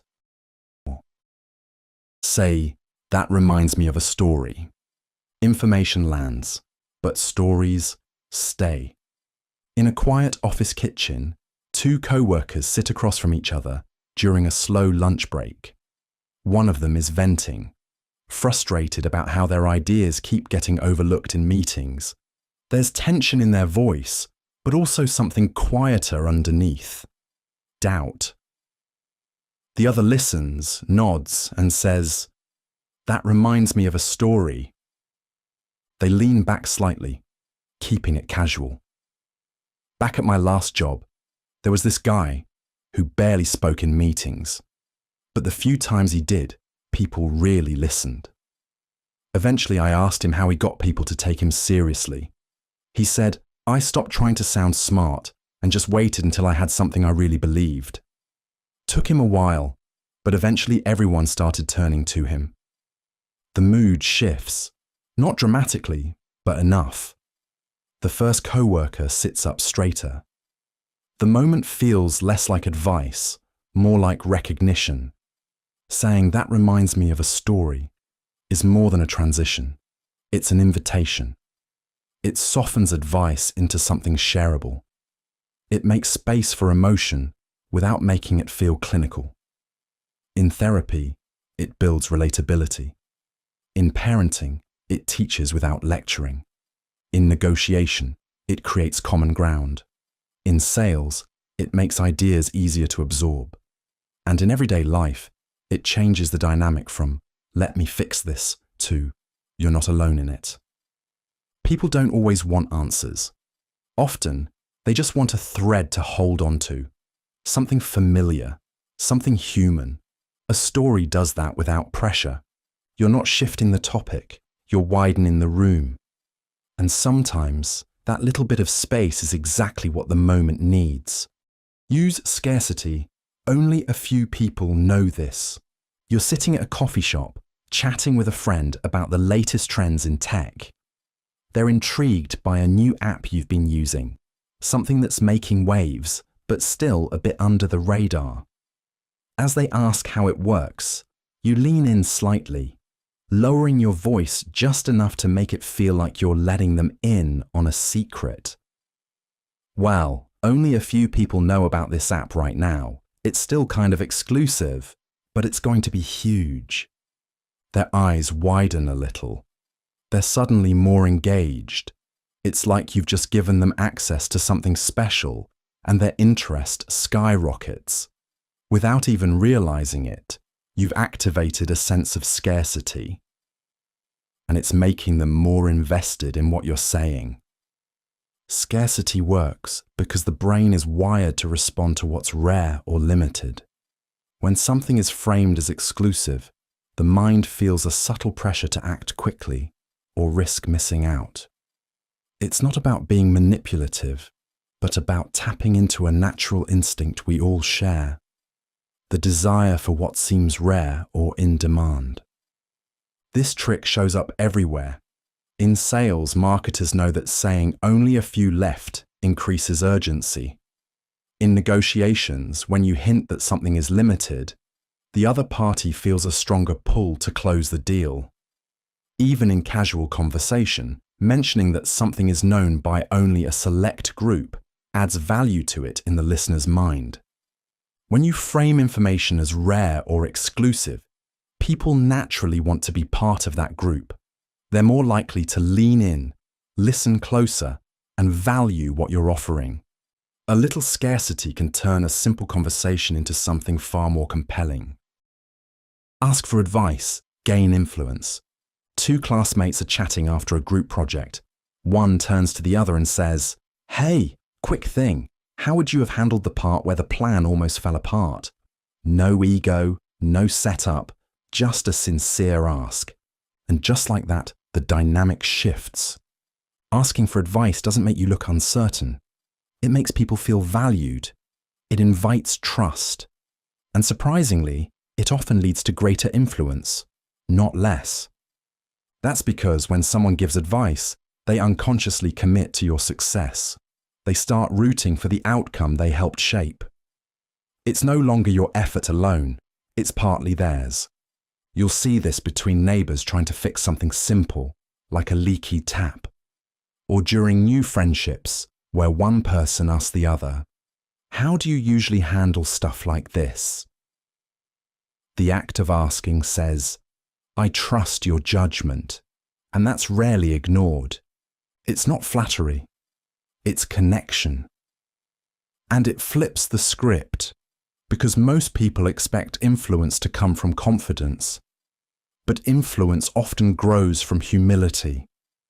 And the beautiful part, you don't even have to take the advice. Just asking invites someone into your thought process. And that's where alignment starts. So if you want to open someone up, skip the pitch. Ask them what they do. The answer might be helpful, but the moment of being asked, that's what truly lands. Be interested, not interesting. Sometimes the most magnetic person in the room is the one who isn't trying to be.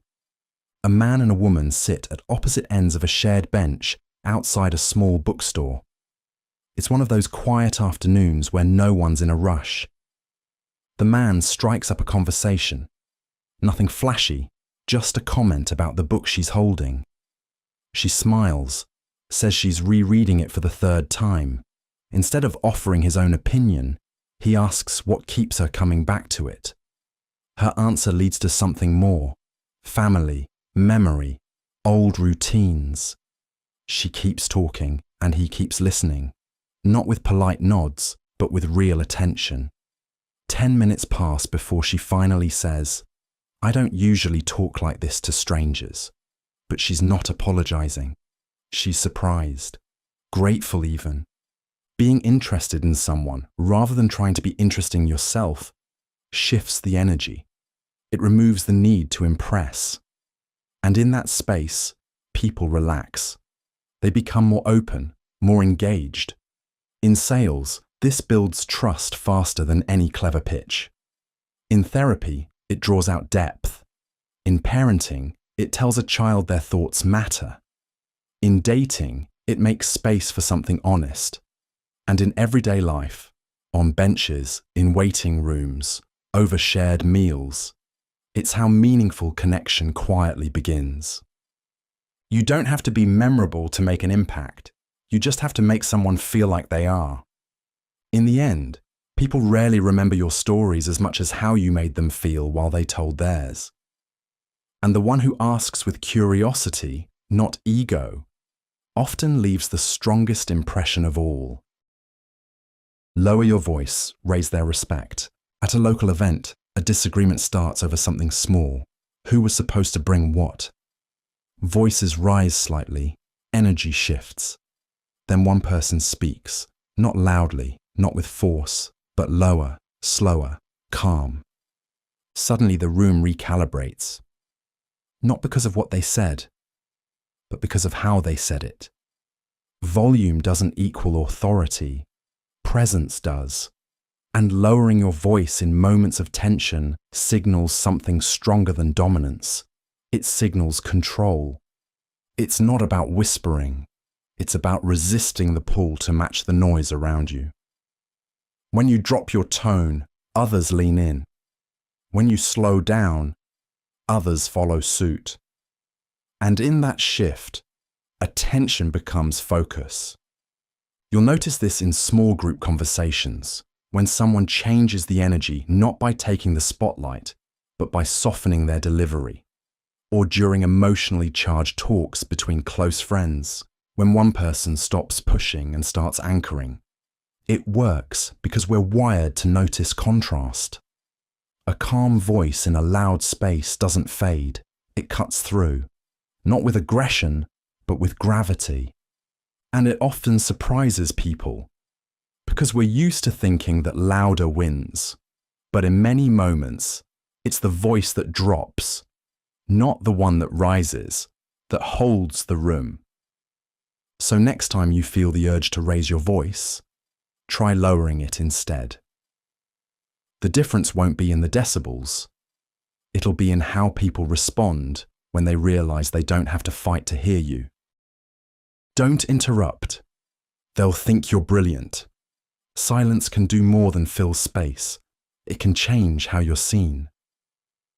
In a quiet corner of a co-working space, two colleagues sit side by side, laptops closed. One of them, clearly frustrated, begins explaining an issue with a project, something about timelines, a missed email, and the sense that no one's on the same page. The other just listens. No nodding, no jumping in, no well-meaning solutions halfway through the sentence. Just a steady, thoughtful presence. After a while, the first one stops, exhales, then says with a small laugh, "I'm not even sure if that all made sense." The listener finally speaks, slow and calm. "It did," and then adds a brief, focused idea. One sentence that ties it all together. It lands perfectly. The moment feels sharp, earned, and effortless. Holding back when someone's speaking, especially when you think you already know what they'll say, creates something rare, a sense of weight. When you let them finish, their words feel respected.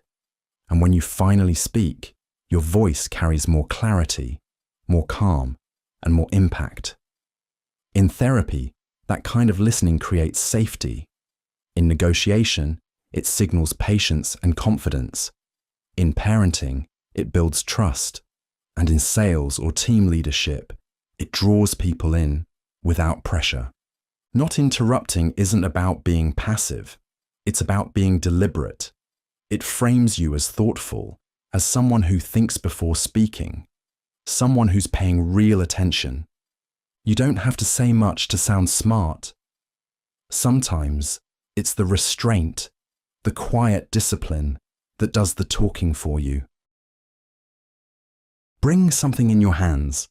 First impressions are built faster than we think, often before a word is even spoken. In the corner of a co-working space, a young man walks into a small group already mid-conversation. He's new, unfamiliar to most of them. As he approaches, he's holding two mugs, one for himself, the other for whoever's nearby. "I wasn't sure if anyone wanted tea," he says, offering it without ceremony. One of the group members chuckles, accepts it, and the circle subtly opens to make space. The man sits, quiet at first, but welcomed. No need for credentials or name-dropping. He walked in with something in his hands, something simple, something shared. Carrying something, whether it's coffee, a notepad, a printout, or even a snack, does more than occupy your hands. It gives you presence without pressure. It softens your entry into a space by showing intention and usefulness. You're not just arriving, you're arriving with something. In parenting, giving a child something to carry can shift their energy in new settings. In therapy, holding a tactile object can ground anxious clients. In networking, offering gum or passing a pen is sometimes the most natural way to break the ice.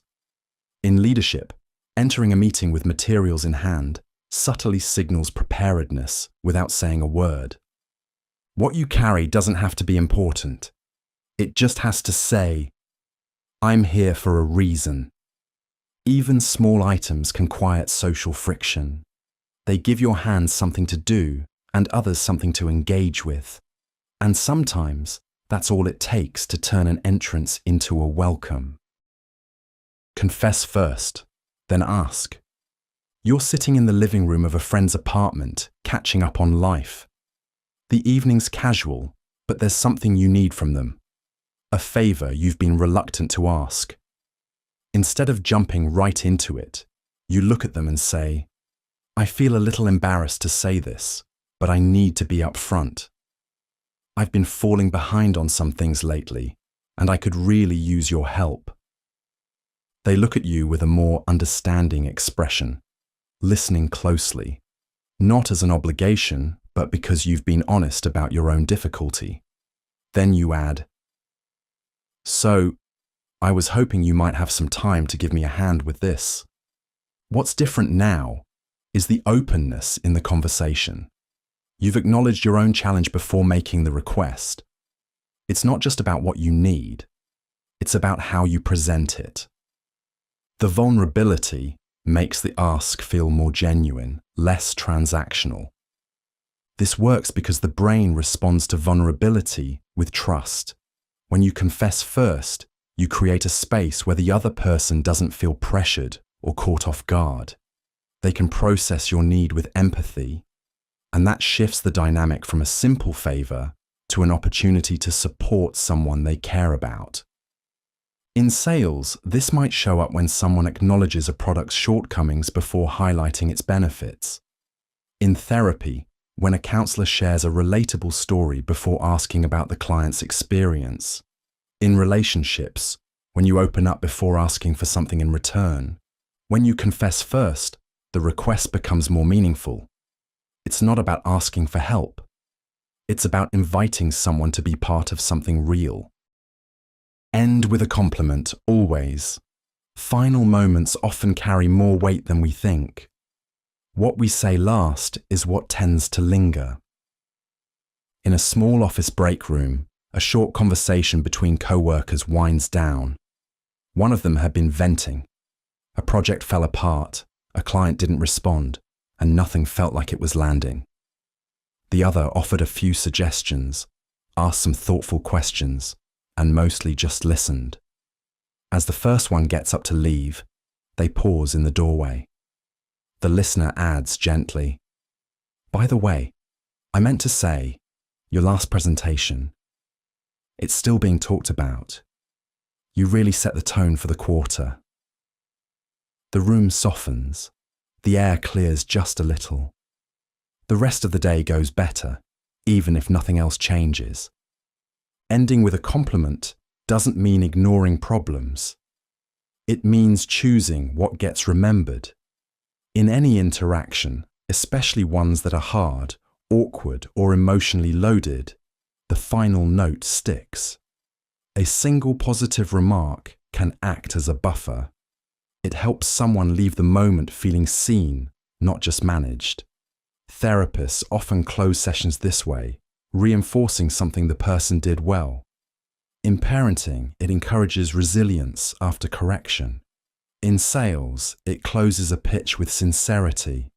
In leadership, it leaves the door open for future trust, even after disagreement. You don't have to flatter. You don't have to sugarcoat. Just find one thing real and say it. The last thing you offer someone, even in passing, often becomes the first thing they carry into whatever comes next. And when that thing is something kind and true, it stays longer than you think. Let silence sit just 1 second too long. Stillness can speak louder than any response if you let it last just a moment longer than what feels comfortable. In a small meeting room with a window cracked open to late morning traffic, 2 people sit across from each other. One has just finished explaining a mistake, something small but avoidable. The other listens, then says nothing. Not right away, just holds eye contact for a breath longer than expected. The silence lingers. The speaker shifts slightly in their chair, then, unprompted, adds more. What happened before, what they would have done differently, and how they'll fix it. The conversation continues with clarity, not because of pressure, just because space was left open for truth to arrive. Letting silence sit for a second too long doesn't create awkwardness. It creates gravity. The mind fills space, and when you give someone the floor without rushing to fill it, they often keep talking. Not because you ask them to, but because something in that pause invites more. Therapists use this to help people go deeper. Skilled negotiators let silence draw out concessions. Parents hold it to guide reflection. In interviews, silence encourages honesty. In conflict, it often softens tension more than quick replies ever could. That pause tells the other person, I'm not in a rush. I'm not moving past this. I'm here with you. Keep going. We're often taught to respond quickly, to manage the silence, but when you trust it, just for a moment longer, you give the other person a space to unfold. And in that extra second, things you didn't expect are often quietly revealed. When nervous, help someone else. Anxiety narrows your focus inward, but sometimes the quickest way to steady yourself is to shift that focus outward. It's early morning outside a conference hall. A woman stands alone by the wall, nervously scrolling through her phone, waiting for a panel to begin. Across the room, someone struggles with a name tag, fumbling with the pin, clearly annoyed but trying not to show it. She notices. After a brief pause, she walks over. Need a hand? She asks. He looks relieved, thanks her, and they share a short laugh. It's nothing dramatic, just a small gesture. But when she returns to her spot, something has changed. Her hands are steadier. Her breath feels easier. The tension hasn't vanished, but it's no longer in charge. Nervousness makes the world shrink around us. Our attention turns inward. Heart rate, thoughts, self-judgment. But the mind is built to engage with others, and helping someone, even briefly, shifts the mental spotlight. It tells the body, I'm not in danger. I'm useful. That shift doesn't eliminate nerves, but it interrupts their grip. In parenting, anxious kids often calm down when they're asked to help with a task. In high-pressure sales, experienced professionals reset by asking questions or offering assistance. Therapists teach grounding techniques that involve focusing on someone else's need. The benefit isn't just distraction, it's purpose. Helping gives the nervous energy a job. It keeps the body moving and the mind steady without forcing calm. Confidence doesn't always start inside. Sometimes it starts by reaching out, even in a small way, and letting that moment anchor you back to yourself. Use silence to own space, A story's just ended. People are waiting for a reaction. The speaker stays quiet, not awkwardly, just long enough that the room settles around them. No apology, no rush, just space. And in that space, something shifts. People adjust. The quiet isn't tension, it's presence. Silence, when held with intention, isn't empty, it's structure. And those who can sit with it, especially when everyone else is trying to fill it, often end up owning the room without ever raising their voice. This shows up in slow conversations, where someone replies after a beat instead of instantly, or during group moments, where a pause before speaking makes the words feel more deliberate. It's not about power, it's about rhythm. You don't have to fight for airtime if you show you're not in a hurry to fill it. You'll notice it most in social situations where the pace is frantic, where the first person who doesn't rush is the one everyone starts watching. Not because they demand it, but because silence draws attention more than noise ever could. We assume people who leave space aren't stalling, they're thinking. And when the words arrive, they land differently. So next time you're tempted to fill the gap, wait, let the moment breathe. Let others come to you. Because silence isn't the absence of speech. It's a signal that something real is about to be said. Count to 3. Before responding to emotion. Emotions flow quickly, often faster than our thoughts can comfortably follow. But sometimes, clarity lives within the pause between feeling and speaking. You're in line at your local grocery store checkout, the soft hum of scanners providing a gentle rhythm. Ahead, a cashier mistakenly scans an item twice. The customer notices and sharply snaps at her, irritation rising quickly. Instead of immediately reacting, the cashier pauses, silently taking a slow, calm breath. 3 quiet seconds drift past, just long enough to allow the tension to loosen its grip. Then she softly apologizes, her voice steady and composed, effortlessly guiding the moment from agitation back to ease. The customer's shoulders drop slightly, irritation giving way to calm. The entire exchange shifts quietly toward understanding. Allowing yourself 3 seconds before responding to heightened emotions gives the mind space to gently regain balance. This brief, intentional pause prevents hasty reactions and diffuses potential conflicts naturally. It's a simple, intuitive approach therapists encourage in emotional discussions. Negotiators rely on it to keep dialogue productive. Parents instinctively use it to manage children's outbursts calmly. And skilled salespeople employ it to patiently navigate challenging interactions. That tiny delay isn't about suppressing feelings, but gently creating space for thoughtful clarity. It quietly transforms volatile moments into opportunities for genuine connection and mutual respect. Often, the smallest adjustments in timing quietly change the nature of our interactions, shifting conversations from conflict toward understanding, simply by allowing emotions to soften naturally before we speak. When unsure, repeat the last thing they said. It's easy to think you need the perfect reply, but often the best thing you can do is give someone's words back to them. Inside a corner booth of a quiet diner, 2 friends sit across from each other. One of them is mid-rant. Nothing dramatic, just a slow release of frustration about a strained relationship. It's like no matter what I say, they always hear something else, he mutters, picking at his food. The other friend doesn't jump in with advice. Instead, she repeats gently, "They always hear something else?" He pauses. "Yeah," he says, now more focused. Like I'll ask a question, and they act like I'm accusing them. The conversation deepens, not because she had an answer, but because she gave him room to keep unfolding.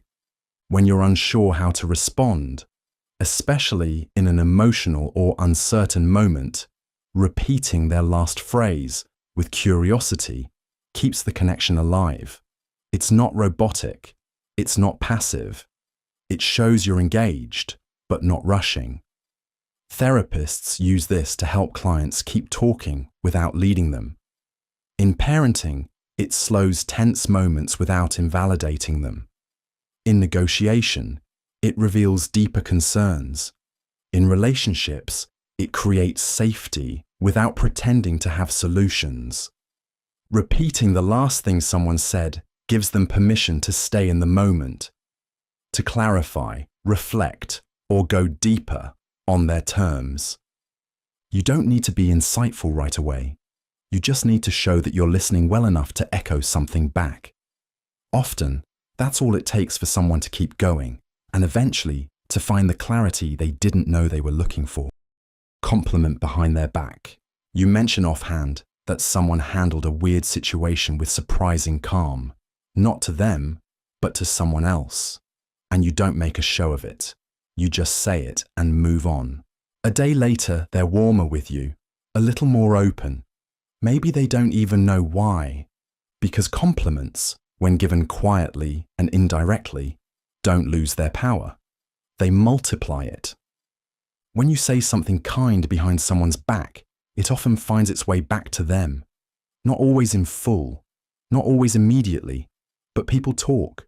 And when they discover you spoke well of them without needing credit, it lands harder. That's because the absence of performance makes the compliment feel real. You'll see this in friend groups, where someone casually says, "They're always solid in a crisis," and it circles back like a delayed note. Or between neighbors, when one says to another, "She's the kind of person who'll check on you when no one else does." The impact isn't just what's heard, it's what's inferred. If you spoke kindly when they weren't around, you probably see them with generosity when they are. This isn't manipulation, it's quiet affirmation. A way of letting someone know they matter, without the awkwardness of telling them to their face. So next time you notice something good in someone, consider not saying it to them. Say it nearby. Say it sincerely. Say it when there's nothing in it for you, and trust that it'll echo exactly where it needs to. Share a secret first. Trust doesn't begin with a question. It begins with what you're willing to reveal. In the back corner of a quiet train car, two co-workers sit across from each other, laptops half open but untouched. One of them glances up and says, "I almost didn't take this job.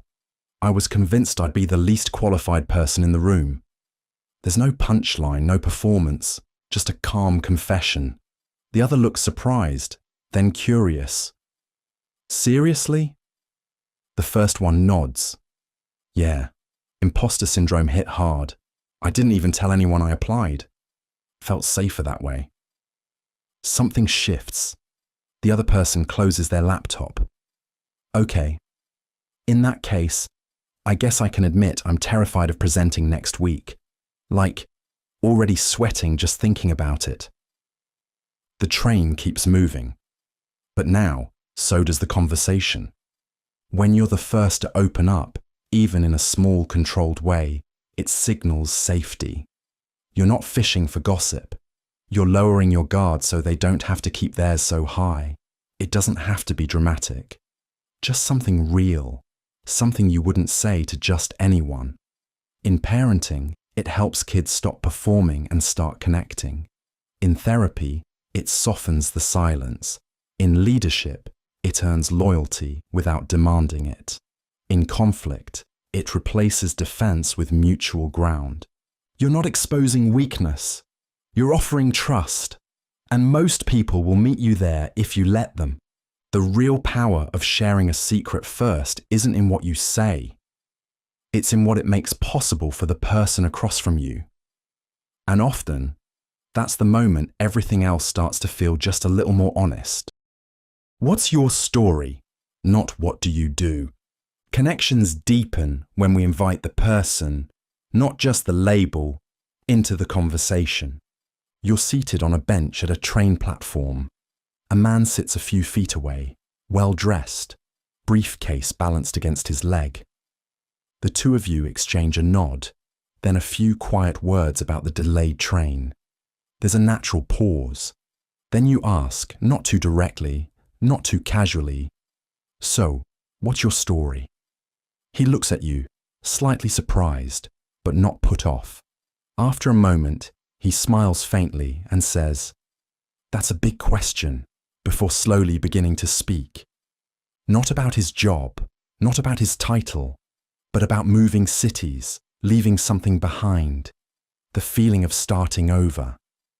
The train arrives, but the air between you feels lighter, more human, as if something real briefly passed between two strangers.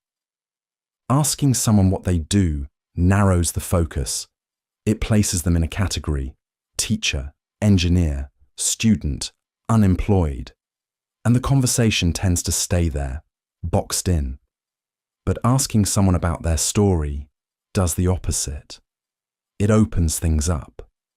It tells them you're curious about them, not just their role. In therapy, questions like this help people step out of fixed identities. In negotiation, it breaks the ice. Parents learn more by asking about a child's day this way. Even in sales or hiring, it shifts the dynamic from evaluation to understanding. When we drop the script and let someone bring their own, something changes. Stories invite honesty. They allow for texture, history, even contradiction. And in that space, real conversation begins. Sometimes the best way to understand someone isn't to define them, but to give them the room to unfold. Describe their expression, not their mood. Understanding someone doesn't always mean naming what they feel. Sometimes it means noticing what you see, gently and without guessing. In a quiet cafe, late in the afternoon, two co-workers sit near the window. One of them is unusually quiet, stirring their drink more than sipping it. The other watches for a moment, then says, "You're staring at the same spot in your cup, and your jaw's been set since we sat down." The first one blinks, surprised, then sighs. "Yeah, sorry. It's been a long morning." The mood opens, not because the emotion was named, but because the tension was seen. When you describe someone's expression, their posture, their gestures, their silence, it's an invitation, a mirror, not a label. Saying, "You look upset," can feel intrusive or presumptive, but saying, "You've been really quiet since that call," leaves room.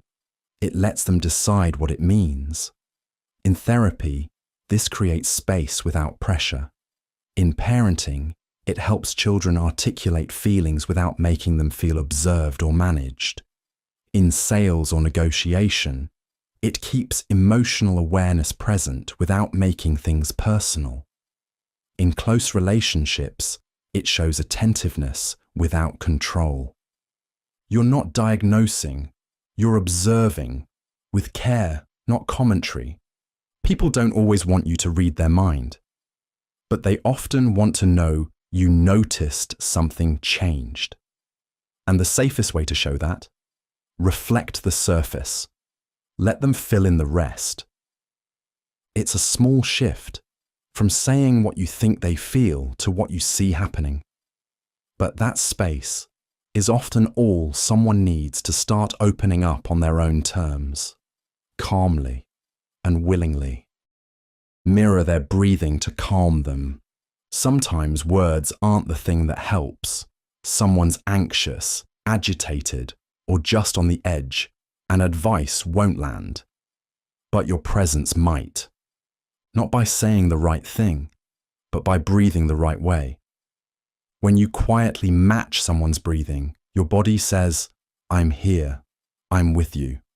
And once you sync, you can slowly slow your own breath, guiding theirs without needing to speak. You don't announce it, you don't force it. You just breathe, steady, quiet, grounded. and something in them often softens to meet you. You'll notice this in shared silences. Sitting together on a park bench after bad news, standing side by side in a kitchen after an argument, or waiting out a moment that doesn't need fixing, just holding. It works because the nervous system is social. We mirror without realizing it. So when you give someone a slower rhythm to match, their body often follows without trying. This isn't about control, it's about connection. Matching breath isn't a tactic, it's a gesture, a way of saying, you're not alone in this moment. So next time someone seems overwhelmed, don't rush to comfort them with words. Just pause, sit near, match their breath, let yours settle, and trust that sometimes calm is something you pass to another person, not by explaining it, but by living it beside them. Use anchoring. Mention a big number. First, perception shapes reality quietly, often in ways we hardly notice. You're at your neighborhood cafe, mid-morning sunlight warming the space gently. At a table nearby, two friends are discussing holiday plans. One friend leans forward thoughtfully, mentioning how flights to their destination were initially priced around $1,200. The other friend's eyes widen slightly at the mention of this figure. A brief pause hangs softly between them. Then calmly, she adds that she'd recently seen tickets for about $500. Instantly, the atmosphere shifts, relief and interest spreading visibly across her friend's face. Without pressure, the conversation eases comfortably toward planning the trip, the second number now feeling surprisingly reasonable. This subtle technique works naturally because our minds anchor onto initial information we hear, using it as a reference point. Mentioning a larger number first gently shapes expectations, allowing smaller figures that follow to feel significantly more appealing. Therapists gently introduce difficult concepts before simpler ones, guiding clients into comfort zones. Salespeople frame initial high prices to highlight subsequent discounts.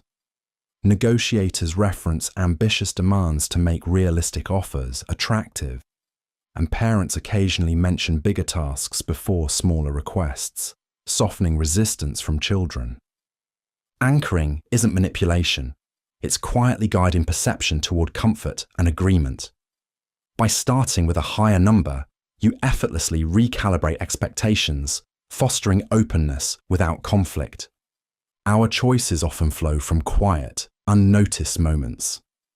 Introducing ideas gently, with strategic subtlety, can transform resistance into ease, softly steering interactions toward mutual understanding without force or friction. Say, "That's exactly what I would have said." Reassurance often lands best when it sounds like agreement, not correction. At a small round table in a shared break room, a junior colleague shares an idea during lunch, something about changing the team's workflow to cut down on redundant updates. They speak quickly, slightly unsure, eyes darting to check for signs of approval. The older co-worker across from them listens, then says with a small nod, "That's exactly what I would have said." There's a pause. The younger one blinks, then lets out a quiet laugh. "Really?" The energy shifts. They sit up straighter. The conversation opens. They go on to explain more, with more confidence now. Not because the plan was perfect, but because they no longer feel like they're guessing alone. Saying, "That's exactly what I would have said," is a simple way to affirm someone without overplaying it. It's not exaggerated praise.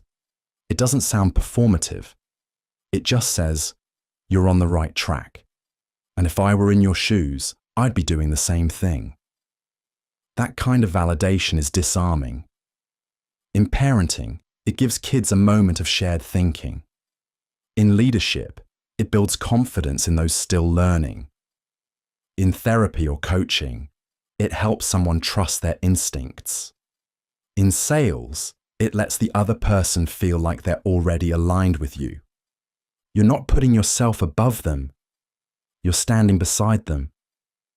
And when someone hears that their thought already mirrors yours, they don't just feel supported.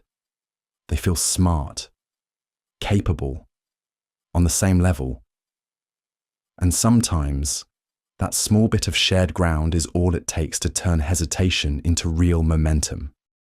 You seem like instant rapport.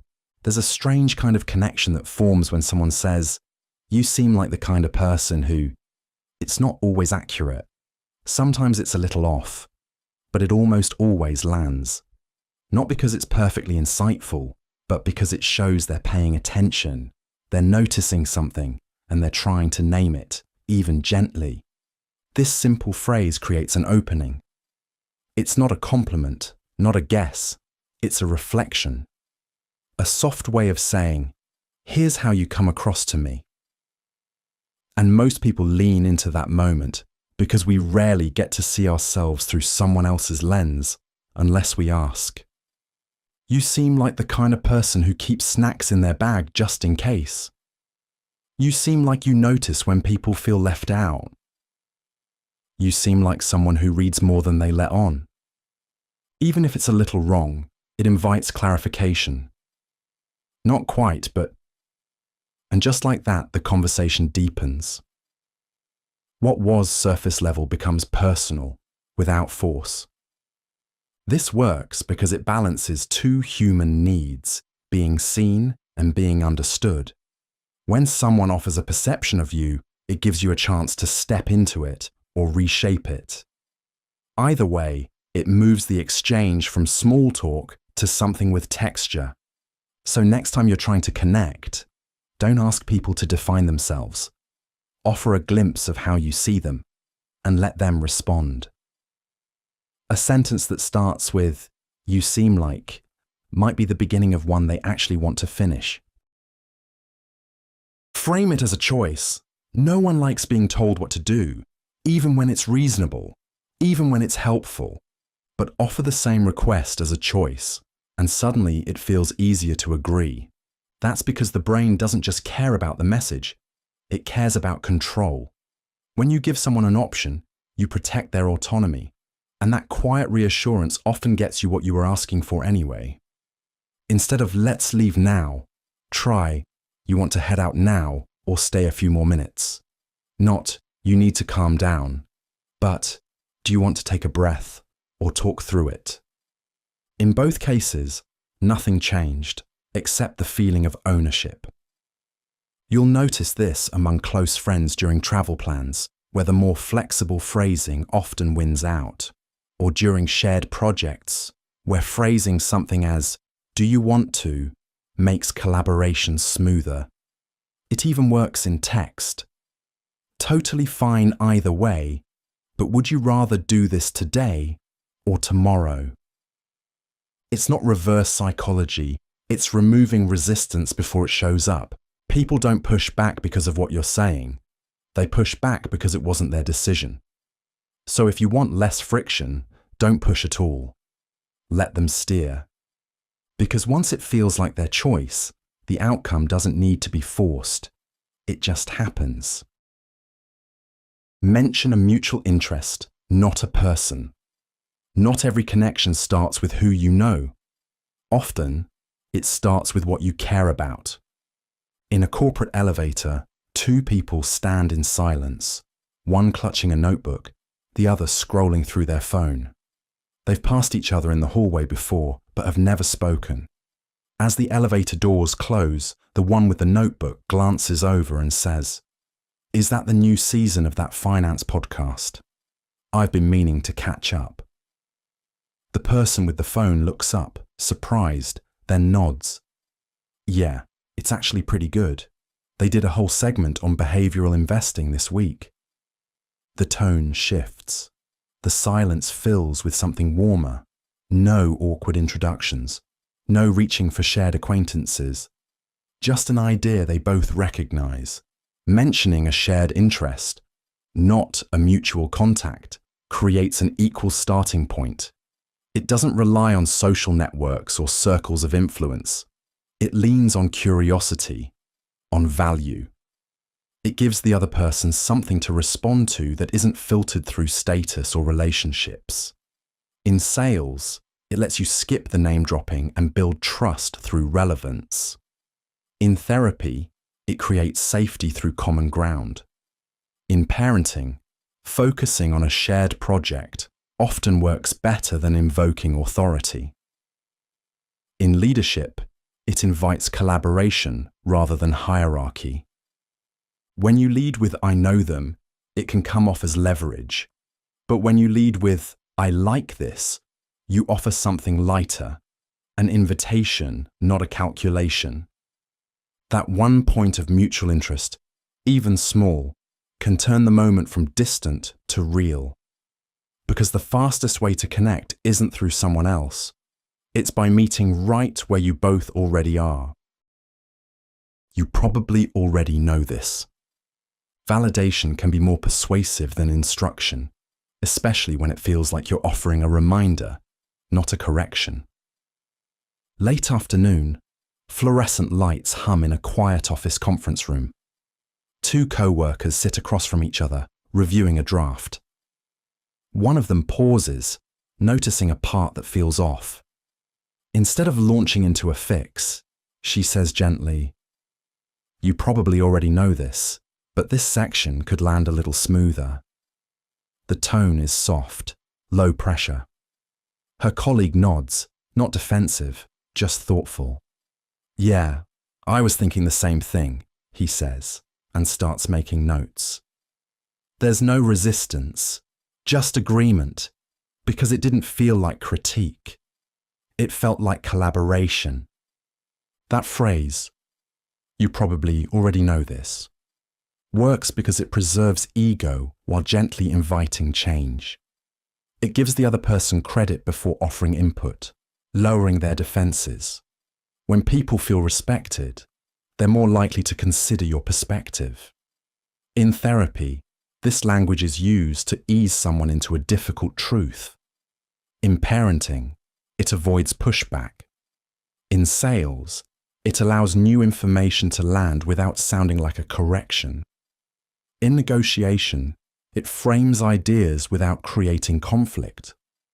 And in leadership, it softens feedback into something easier to receive.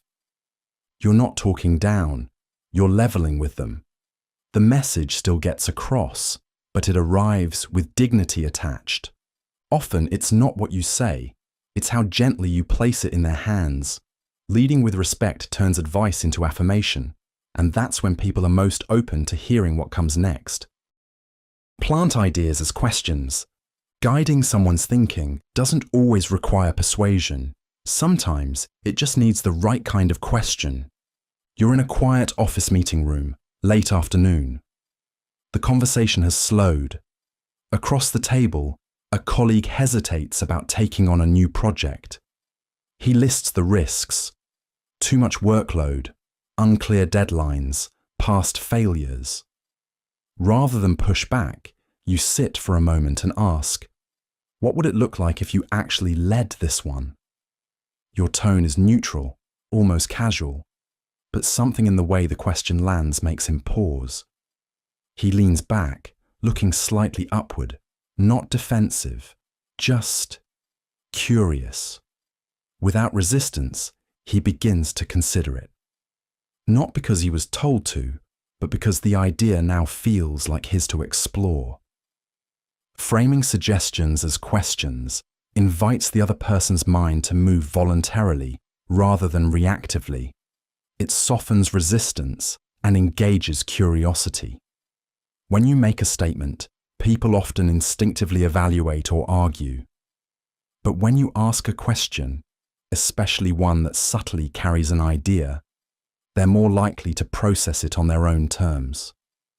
Therapists use this to help clients reflect without defensiveness. In negotiation, questions shift tone from confrontation to exploration.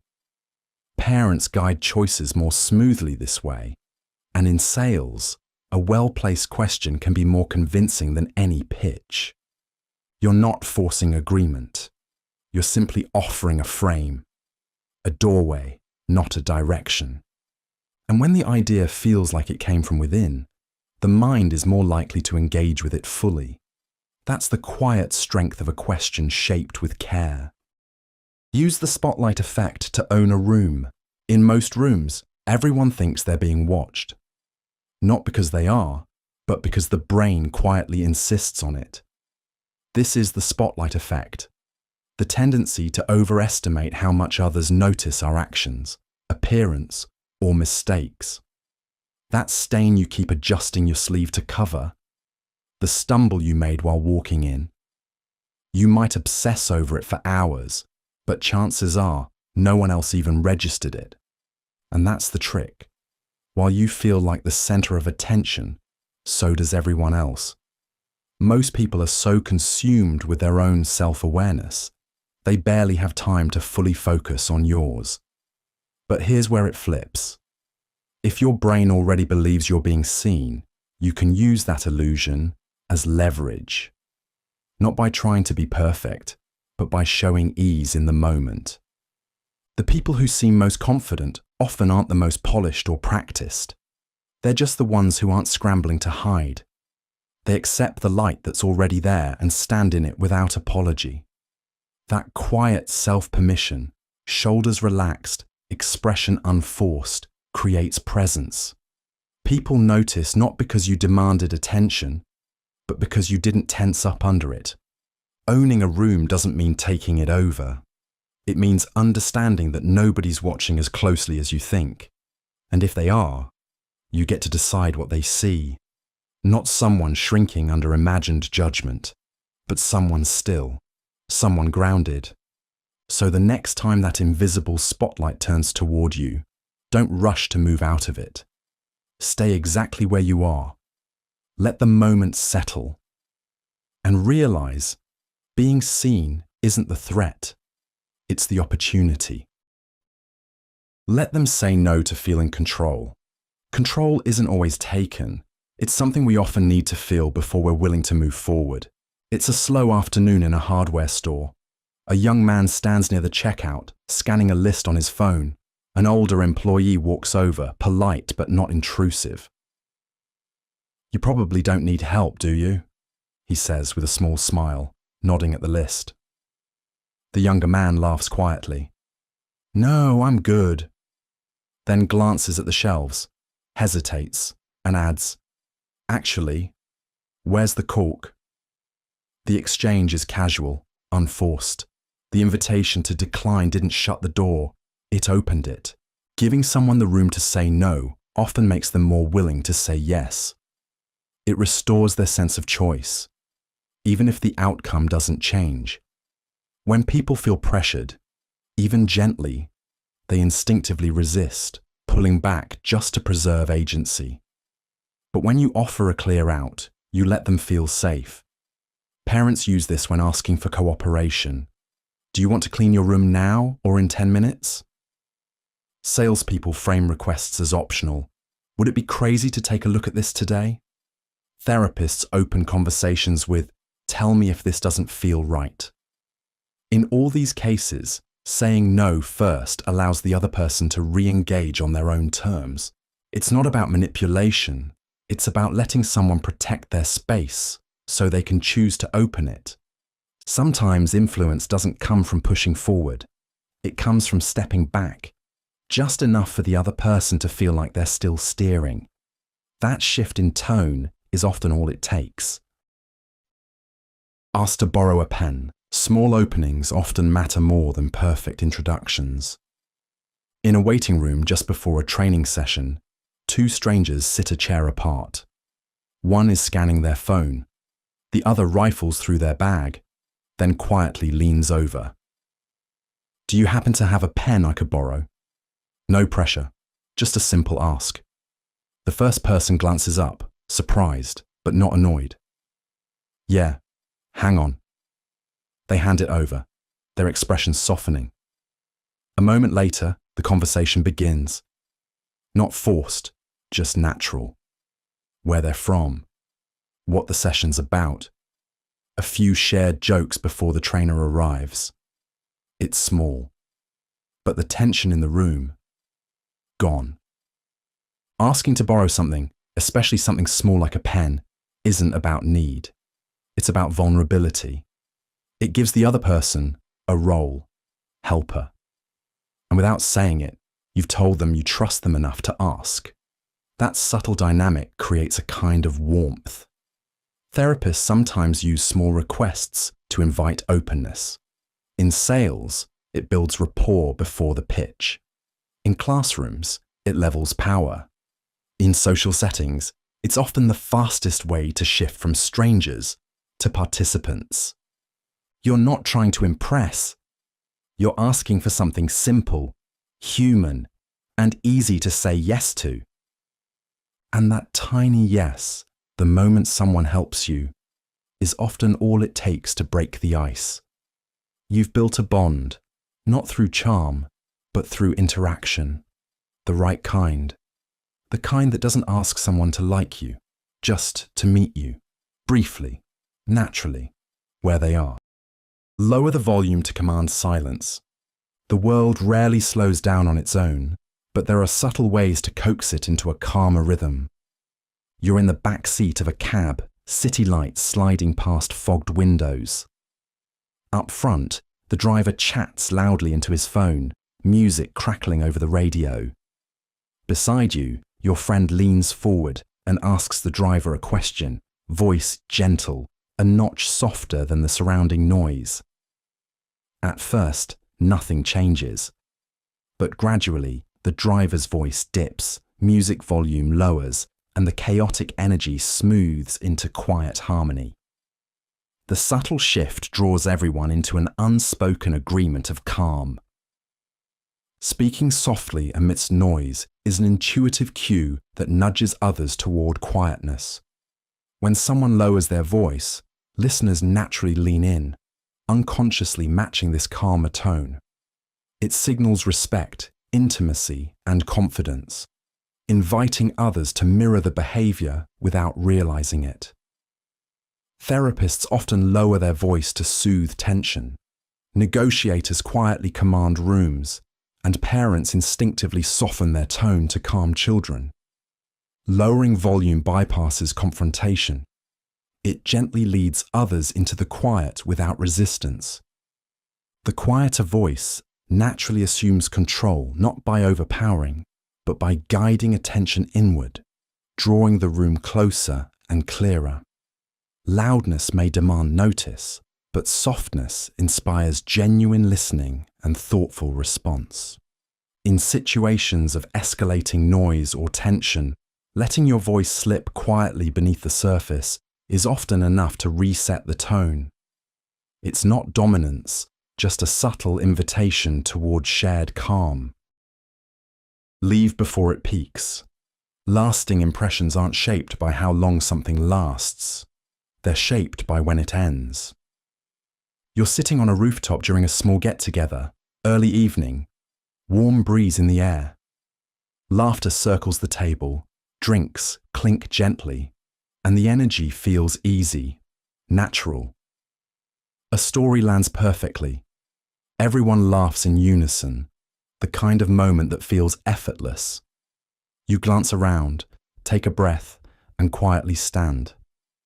"I've got an early morning," you say with a smile, grabbing your jacket. There's a brief chorus of surprise, mild protest even, but it fades quickly into well wishes and appreciation. As you leave, the feeling you carry with you is full, not stretched. That was enough. And for everyone else?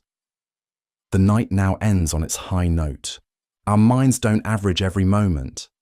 We remember the emotional peak and the end.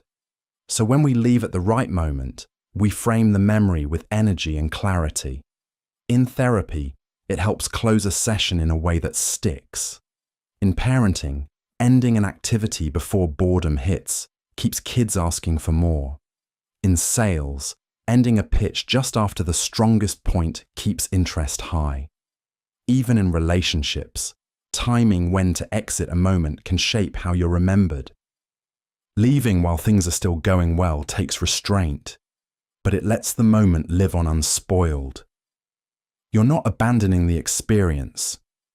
You're preserving its best version. It's not about controlling the story. It's about respecting its rhythm. Ending things just before they peak isn't avoidance. It's quiet precision that lets the best part echo longer.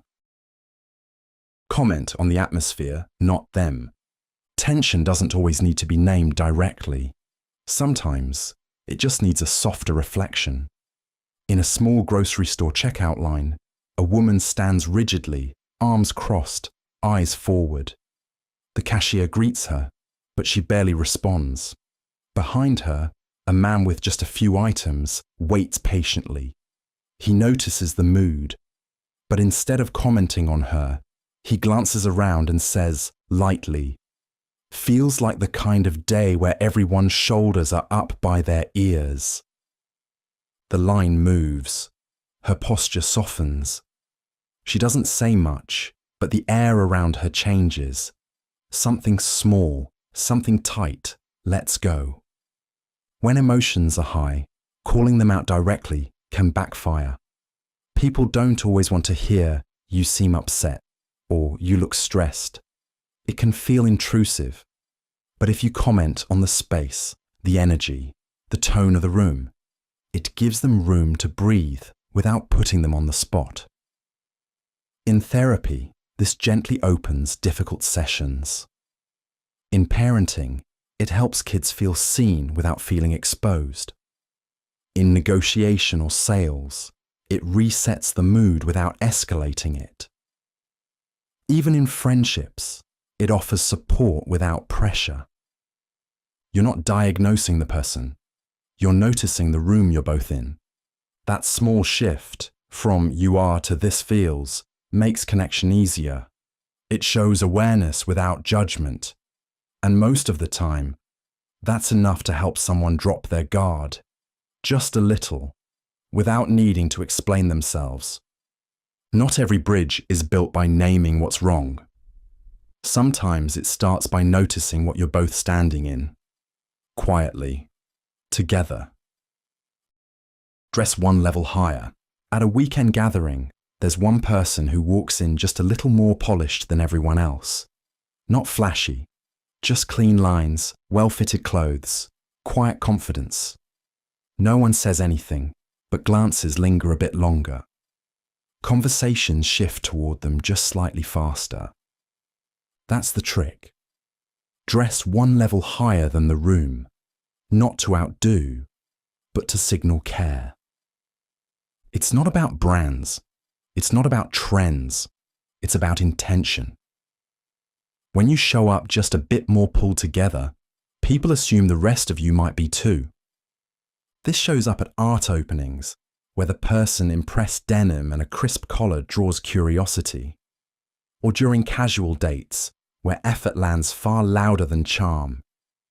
Even at community events, someone with clean shoes and a tucked-in shirt tends to be asked, "Hey, are you helping run this?" We subconsciously assign competence and warmth to those who look like they tried, but didn't try too hard. It's the sweet spot between blending in and standing out. The visual signal is processed in seconds. Before you speak, people decide whether to lean in, whether to listen longer, whether to remember you. And once that impression lands, your words ride its momentum. You don't need a new wardrobe. You just need one step up from the expected. Because dressing well doesn't say, "Look at me." It says, "This mattered enough for me to prepare." And people tend to remember the ones who made things feel just a little more intentional. 90-minute sleep cycle unlock. That one shift, thinking in sleep cycles, not hours, can change how rested you feel. Sleep runs in roughly 90-minute rhythms. Light sleep, deep sleep, dream state, reset. If you wake up mid-cycle, even after 9 hours, you feel groggy. But if you wake up right after a cycle ends, even with less total sleep, you often feel alert, It's like sneaking out of a movie just after the credits roll instead of in the middle of a scene. This trick becomes second nature for people who have inconsistent schedules, like creatives who work late and still want functional mornings, or travelers who crash at odd hours and just want to wake up clear-headed. Even during unexpected naps, 90 minutes can feel like a full reboot when timed right. You can try it tonight. Just take the current time, add 15 minutes to fall asleep, then count forward in 90-minute blocks. Set your alarm for the end of a full cycle, not the middle of one. It's not about sleeping longer. It's about waking smarter. And when you sync with your body's rhythm, mornings stop feeling like interruptions and start feeling like arrivals. Make eye contact. Just 1 second longer. Trust isn't built by words alone. Often it quietly forms in moments between them. You're standing at a grocery checkout late in the evening. Items glide forward rhythmically on the conveyor as the cashier mechanically scans each product. Reaching your turn, you quietly greet her. As she finishes scanning, you ask how her shift has been, holding her gaze softly, just a second longer than usual. Her eyes hesitate briefly in surprise, lingering thoughtfully. In that extra heartbeat of eye contact, her tiredness shifts subtly into warmth, breaking the routine of mechanical politeness. A gentle openness emerges between you, an authentic moment of human connection quietly forged by one extended glance. Extending eye contact by even a single moment invites trust because it signals genuine interest and openness. Instinctively, people sense sincerity when eyes hold theirs slightly longer than expected. Therapists use this subtle pause to encourage openness, gently signaling they're fully present. Salespeople harness it naturally to create instant rapport. Negotiators quietly build trust, and parents reassure children with steady, meaningful eye contact. This simple gesture fosters an atmosphere of understanding and respect, enhancing every interaction without words. Holding someone's gaze a bit longer isn't about dominance or power. It's quiet affirmation, gently communicating respect and genuine care. It's an instinctive cue recognized universally, a small yet profound signal that you're fully present, truly listening, deeply connected. Real communication often lies in silent spaces rather than spoken sentences. Allowing eye contact to linger softly bridges distances that words alone can't, quietly transforming ordinary moments into genuine connections. Ask for a small favor to build bond, borrowing a phone charger, asking someone to hold your spot in line, requesting help moving a chair. These aren't acts of desperation, they're tiny trust exercises. When you ask for a small favor, you're not inconveniencing someone. You're giving them a subtle invitation to invest. And once they do, even just a little, their brain starts to justify it. I must like this person. Otherwise, why would I have helped? That's how closeness begins, not through big moments, but through small asks that imply, quietly, I trust you. It's called the Ben Franklin effect, but you don't need to know the name to feel the effect. You'll see it when new neighbors settle in and ask where the recycling goes. Or when two people who barely know each other walk into a crowded room and one whispers, "Can you save me a seat?" It works because effort reshapes perception. We're wired to assume our actions mean something, so doing a small kindness rewires how we feel about the person we did it for. The trick isn't manipulation, it's vulnerability. You're not proving you're useful, you're proving you're willing to ask. And that's often what turns politeness into connection. So next time you want to build rapport, don't offer help. Ask for it, just a little. Because people bond faster when they feel needed, not just admired. Act like you forgot they're famous. Fame creates distance.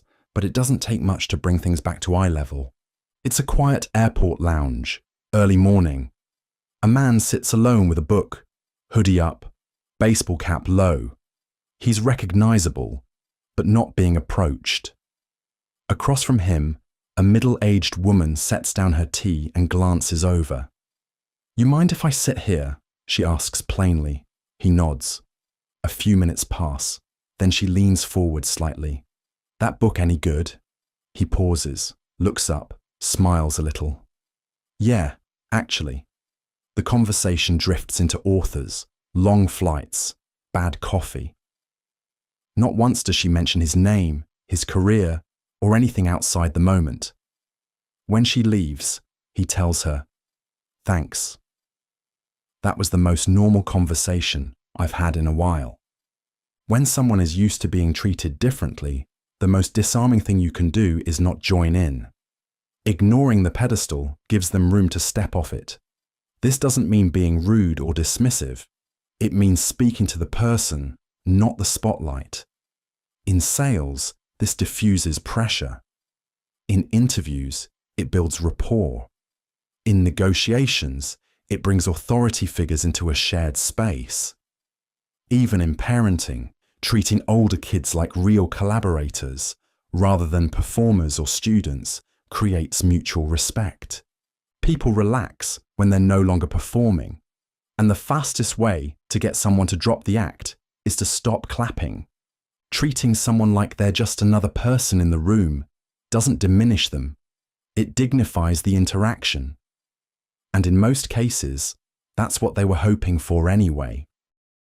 Point your feet, reveal intent. It's easy to fake eye contact, easy to smile politely, but your feet rarely lie. They're often the first part of you to betray what you really want, whether it's to stay, leave, connect, or pull away.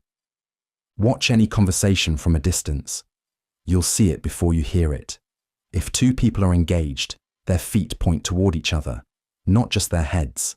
If someone's itching to go, their words might stay, but their feet are already angled toward the door. This is low-level body language, not the kind you rehearse, but the kind you default to. And once you notice it, it becomes impossible to unsee. It shows up at bus stops, during small talk that overstays its welcome. At parties, when someone's talking to a group but clearly locked in on just one person. Even during casual hangouts, where two people sitting cross-legged toward each other usually forget they're in a crowd. Your feet anchor your real attention. They point where your energy is going, even if you haven't said it yet. It also works in reverse. If you want someone to feel included, shift your stance, point toward them. You don't have to speak louder or gesture more. The feet do half the inviting for you, because underneath every conversation, there's a second one happening quietly. And more often than not, your shoes are the ones talking first. Laugh slightly before your joke. Humor doesn't always land because of what you say. It lands because of how gently you set it down. At a late lunch in a nearly empty cafe, two co-workers sit across from each other, picking at their salads between meetings. The conversation is slow, slightly tense, still recovering from a disagreement earlier in the week. One of them, stirring a bit of dressing with her fork, says with a half smile and a short breath of laughter, "I think this place uses sarcasm instead of salt." The other looks up, pauses, then laughs, genuinely this time. The energy between them softens, not because the joke was brilliant, but because it felt safe. The laugh came before the punchline, and that changed everything. A slight laugh before a joke doesn't just signal humor, it signals intention. It gives people permission to laugh with you rather than risk misunderstanding. The pre-laugh makes the moment warmer, more collaborative. It tells the listener, this is meant lightly. Parents use it instinctively when trying to reset tension. In therapy, humor is often introduced gently like this. to ease into difficult topics. In sales or leadership, soft laughter can relax a room without losing professionalism. Even in a first date or casual setting, that little breath of amusement helps jokes feel shared, not risky. You're not laughing at your own joke. You're giving it a soft landing. You're building the laugh together. Humor isn't just delivery, it's invitation. And a small laugh before the line can quietly tell someone it's okay to smile now. Use their name, rewire the brain. At a neighborhood cafe, someone places their order, half distracted. The barista repeats it back. Got it, Jess. I'll have that out in a second. It's simple, no big moment. But Jess looks up, just slightly surprised. The sound of their name, spoken without prompting, lands quietly. Names have weight. Even when softly used, they cut through background noise. They tell us, this moment is meant for you. You don't need to overuse it. In fact, when you drop someone's name into a natural pause, once, maybe twice, it can shift the entire tone. It's a signal of presence, a small cue that says, I'm not talking to anyone, I'm talking to you. This works especially well in new friendships, when people are still figuring out if they're being fully seen, or in familiar but distant connections, like a neighbor you only half know, where using their name bridges that space. It also softens tension. When conversations get complicated or emotions spike, a name quietly recenters the moment. It reminds both sides there's a person beneath the words. You'll even notice it in written form. A message that ends with your name feels more anchored, more direct, more human. Like it wasn't copied and pasted. It was meant for you. That's the effect. A name, when used sincerely, doesn't just personalize. It grounds. It restores focus. And sometimes it reminds someone of who they are, right when they need it most. Let them choose the timing. Pressure doesn't always come from the ask. Sometimes it comes from the clock. Late evening in a quiet office hallway, a manager catches their team member just as they're packing up. Got a quick minute to talk? The employee hesitates, bag already on their shoulder, face clearly tired. The manager sees it, steps back slightly. Actually, would you rather chat tomorrow morning? The employee nods almost instantly. Yeah, I'd appreciate that. And when they do talk the next day, it's better, less guarded, more focused. Same topic, better timing. Letting someone choose when they engage gives them a small but powerful sense of control. It says, you matter, not just what you can do for me. Whether it's a feedback conversation, a request for help, or an emotional check-in, timing changes how it lands. In therapy, clients open up more when they aren't cornered. In parenting, asking, do you want to talk now or after dinner, creates safety. In negotiation, offering a pause often builds more trust than pushing forward. Even in close friendships, checking when someone wants to talk about something hard shows care that words alone can't. You're not giving up the moment. You're choosing to let it unfold at their pace, not yours. People think better when they feel like they're not being rushed into it. And often, the most meaningful conversations don't happen when you're ready. They happen when they are. Giving them the chance to decide that doesn't slow you down. It makes everything else go more smoothly when the moment finally arrives.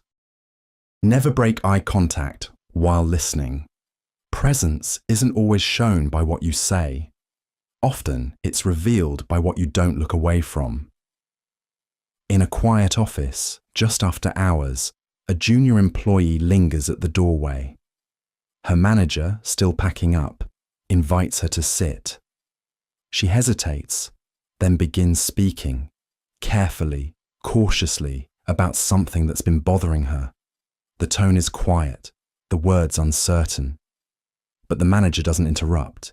He doesn't glance at his phone, or the clock, or the bag he's still halfway zipped. He just watches her speak, attentively, eyes steady. Nothing forceful, just full presence. By the time she finishes, her voice is clearer. She looks relieved. Not because the problem is solved, but because she didn't feel alone while saying it. Holding eye contact while listening tells the other person their words don't need to fight for space. It gives them proof that you're not only hearing them, you're staying with them. And when someone knows you won't flinch or drift away, they say more. Therapists rely on it to build safety. Salespeople use it to calm hesitation. Parents use it to show their kids that even the difficult parts of a conversation won't drive them away. In negotiations or conflict, steady eye contact becomes a quiet anchor. It says, "I'm not leaving this moment just because it's uncomfortable." You don't need to stare. You just need to stay. Eyes on them, fully there. When you listen without breaking eye contact, you give more than attention, you give steadiness. And in the middle of an uncertain sentence, that's often what someone needs most. Smile with your eyes. Warmth is read faster than words. And sometimes, the whole conversation changes before it even begins. At a pharmacy counter, a young woman walks up to the register, clearly overwhelmed. She's holding a prescription slip and an overstuffed bag, trying to juggle both while speaking into her phone. The employee behind the counter waits without rushing her. And when she finally looks up, flustered and half apologetic, he meets her with a soft, steady smile, not just at his mouth, but through his eyes. His face doesn't push cheer. It simply shows patience, reassurance, that she's not a problem to solve or a delay to manage. Her shoulders drop just slightly. She ends the call, quietly says thank you, and things move forward more gently from there. A smile that only shows in the mouth can feel like performance. One that reaches the eyes feels like presence. People pick up on that difference instantly. It's not about exaggerating joy or forcing friendliness. It's about signaling safety. The eyes, when soft, show that the person behind them is paying attention in a kind, human way. In therapy, this is how trust begins before the first word. In parenting, it reassures without needing to explain. In customer service and sales, it quiets the room. And in everyday moments, when someone's tense, embarrassed, or unsure, it changes the whole tone of the interaction. You don't need a big smile. You just need a real one. And real always shows up in the eyes. Sometimes what calms a person isn't what you say. It's the simple way you show them you're not in a hurry to judge. You're just here. And for a lot of people, that's more than enough. Self-deprecate, then take the stage. Confidence makes people listen. But too much of it too early makes people pull back, even if they don't show it. They nod, they smile, but something stays guarded. What lowers that guard, oddly enough, is a quick moment of humility. You're at a small team meeting, nothing major, weekly check-ins. It's your turn to present an idea. Before diving in, you say, "All right, I'm not exactly a design genius, so go easy on the mock-ups." Everyone chuckles. The room relaxes. You continue, and suddenly, everyone's actually paying attention. You didn't shrink yourself. You just made yourself easier to listen to. That's the shift. When you lightly poke fun at yourself first, the spotlight softens. You're not announcing dominance. You're inviting comfort. And once people are comfortable, they're far more open to whatever comes next. It works because self-deprecation disarms. It signals that you're self-aware, not overcompensating, not trying too hard. It also preempts judgment, By saying what people might be thinking, you take the power out of it. And then, when you do speak with confidence, it lands stronger. It feels earned, not forced. You'll hear it in stand-up comedy. You'll see it in TED Talks, in leadership retreats, even in classrooms. Not as an act, but as a pacing move. Start with warmth, then lead with clarity. The trick isn't to downplay what matters. It's to know when to soften the edge so people don't flinch before you speak. Say something real, slightly self-aware, maybe even a little clumsy. Then deliver what you came to say. In most rooms, you don't need to be the most polished. You just need to be someone people want to listen to. And a moment of honest humility is often the easiest way to get there. The first word wins. At a small get-together, someone walks in with a plate of snacks and says, "Okay, you've got to hear this story before I lose my nerve." Everyone around the table stops what they're doing, not because of the story's content, but because of its timing. It came first. It came with energy. It framed what followed. That's the primacy effect. The first thing said isn't just remembered more.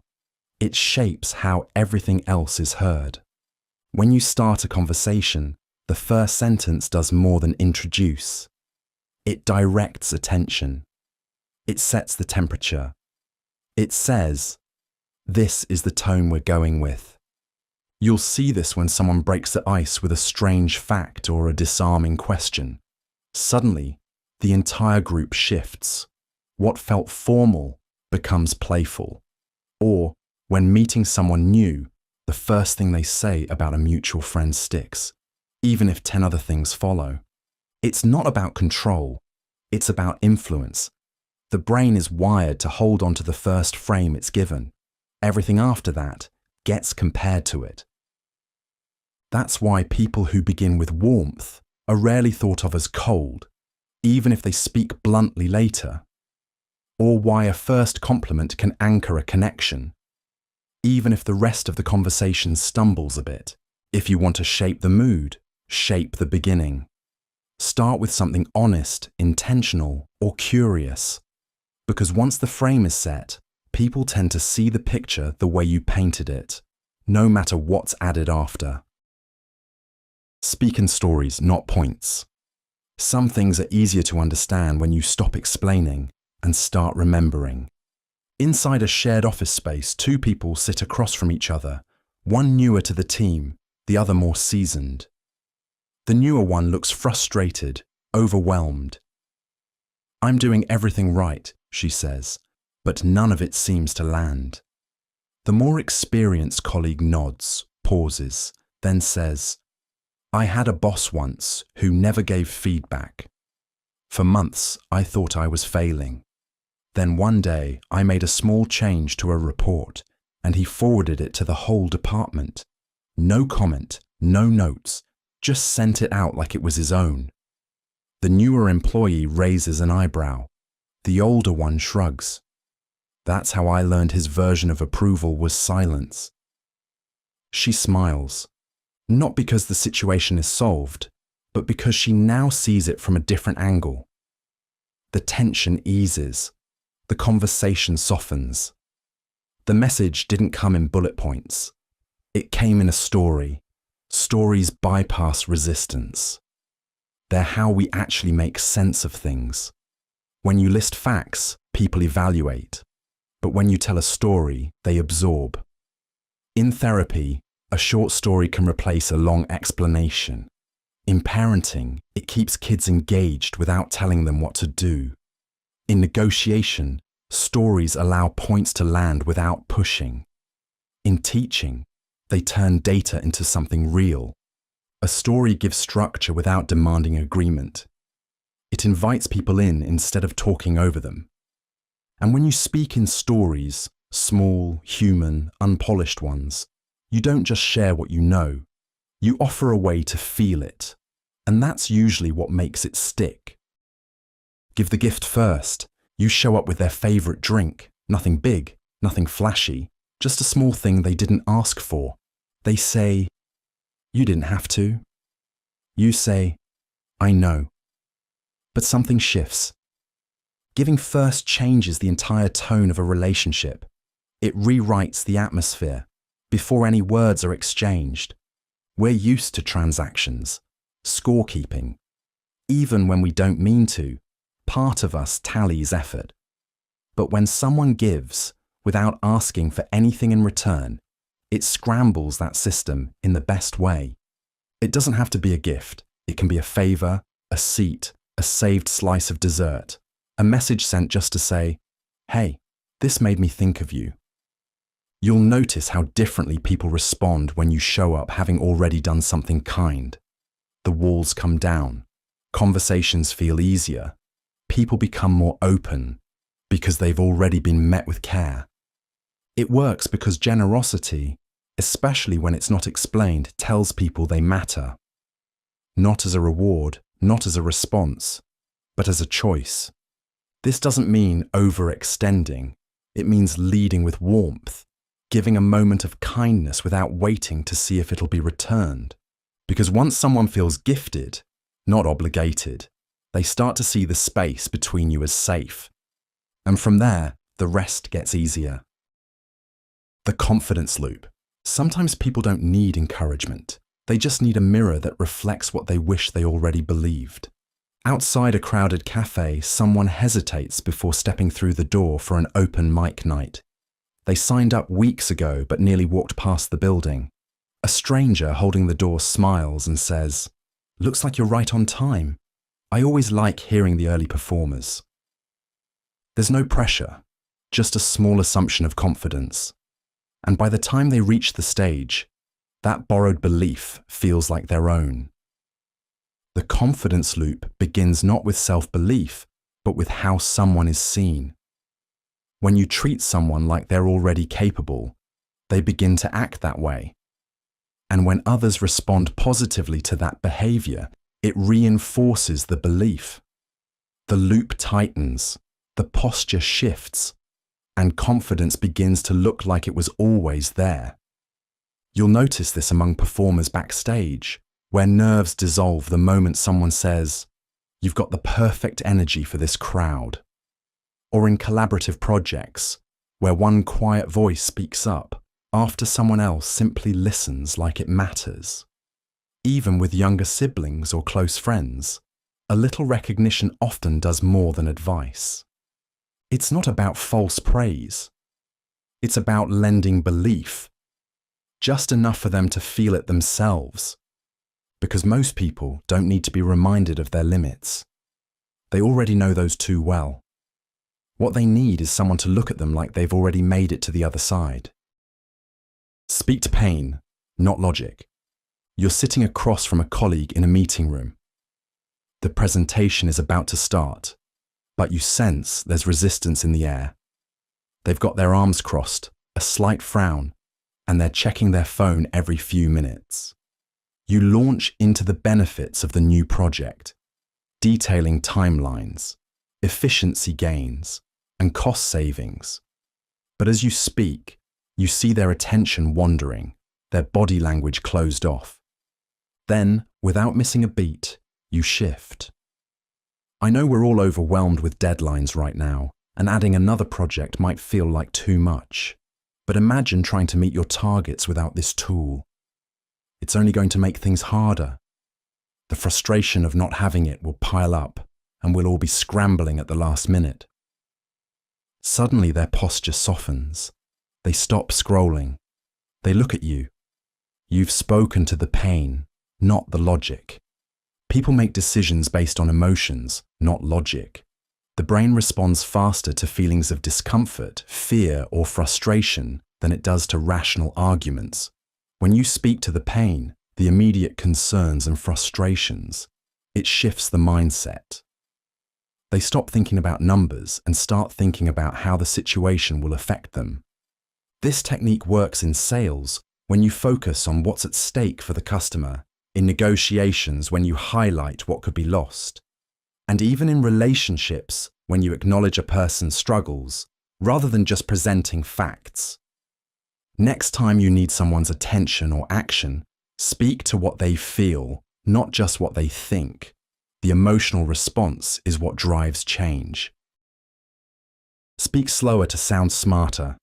At a weekend hangout, everyone's chatting over snacks. Stories overlap, voices bounce, and then someone jumps in. Not loudly, not forcefully, but slower than the rest. So this might sound random, but has anyone ever actually read the instructions on microwave popcorn? The room stops just enough to listen, not because the topic is profound, but because of the way it was delivered. When you speak a little slower than expected, people don't hear it as hesitation, they hear it as thoughtfulness. The human brain is wired to associate pacing with certainty, not speed, not volume, but rhythm. A slightly slower pace says, "I'm not rushing this. I've already considered it." You'll see this in conversations with someone who doesn't interrupt, who waits a beat before replying, whose sentences don't tumble over each other. They're not always the loudest voice, but often they're the one people remember. It shows up in quiet one-on-one talks too, like on a porch late at night, when someone takes their time explaining how they really feel, or during unexpected encounters, when someone answers a simple question like, "It actually deserves a real answer." It works because our attention follows what feels deliberate. When you slow down, your words stand out. The silence between them earns weight. You don't need to drag it out. Just resist the urge to rush. A few extra seconds can make even simple thoughts feel grounded, clear, and worth hearing. Because in most conversations, the smartest voice isn't the one that fills the space. It's the one that knows how to shape it. The last word lingers. After dinner, the conversation winds down. Dishes are cleared, chairs scrape, someone stands to leave. Just before walking out, they turn back and say, "You know, I always feel better after these nights." No response needed, no follow-up. But that line stays with everyone longer than anything said before it. That's the power of the last word. Not just the final thing spoken, but the one that carries out the emotional tone. It doesn't have to be clever, just intentional. The human mind gives extra weight to what it hears last. It's a simple cognitive tilt. Endings stick. Whether it's the final moment of a movie or the last message before sleep, we remember how things leave us more than how they meet us. You'll see this when someone signs off a call with a quiet thank you instead of small talk. Or when a late-night text ends, not with a question, but with reassurance. Those final notes shape how we hold the whole interaction. It doesn't have to be deep. Drive safe. "I'll think about what you said. This was good." Any of these, if said with care, anchor the memory. It works because endings feel like conclusions, even if nothing was resolved. And when the last word carries warmth, sincerity, or perspective, it reframes what came before. You don't need to control the conversation, you just need to land it gently. Because long after the talk is over, people often carry the exit more than the entry.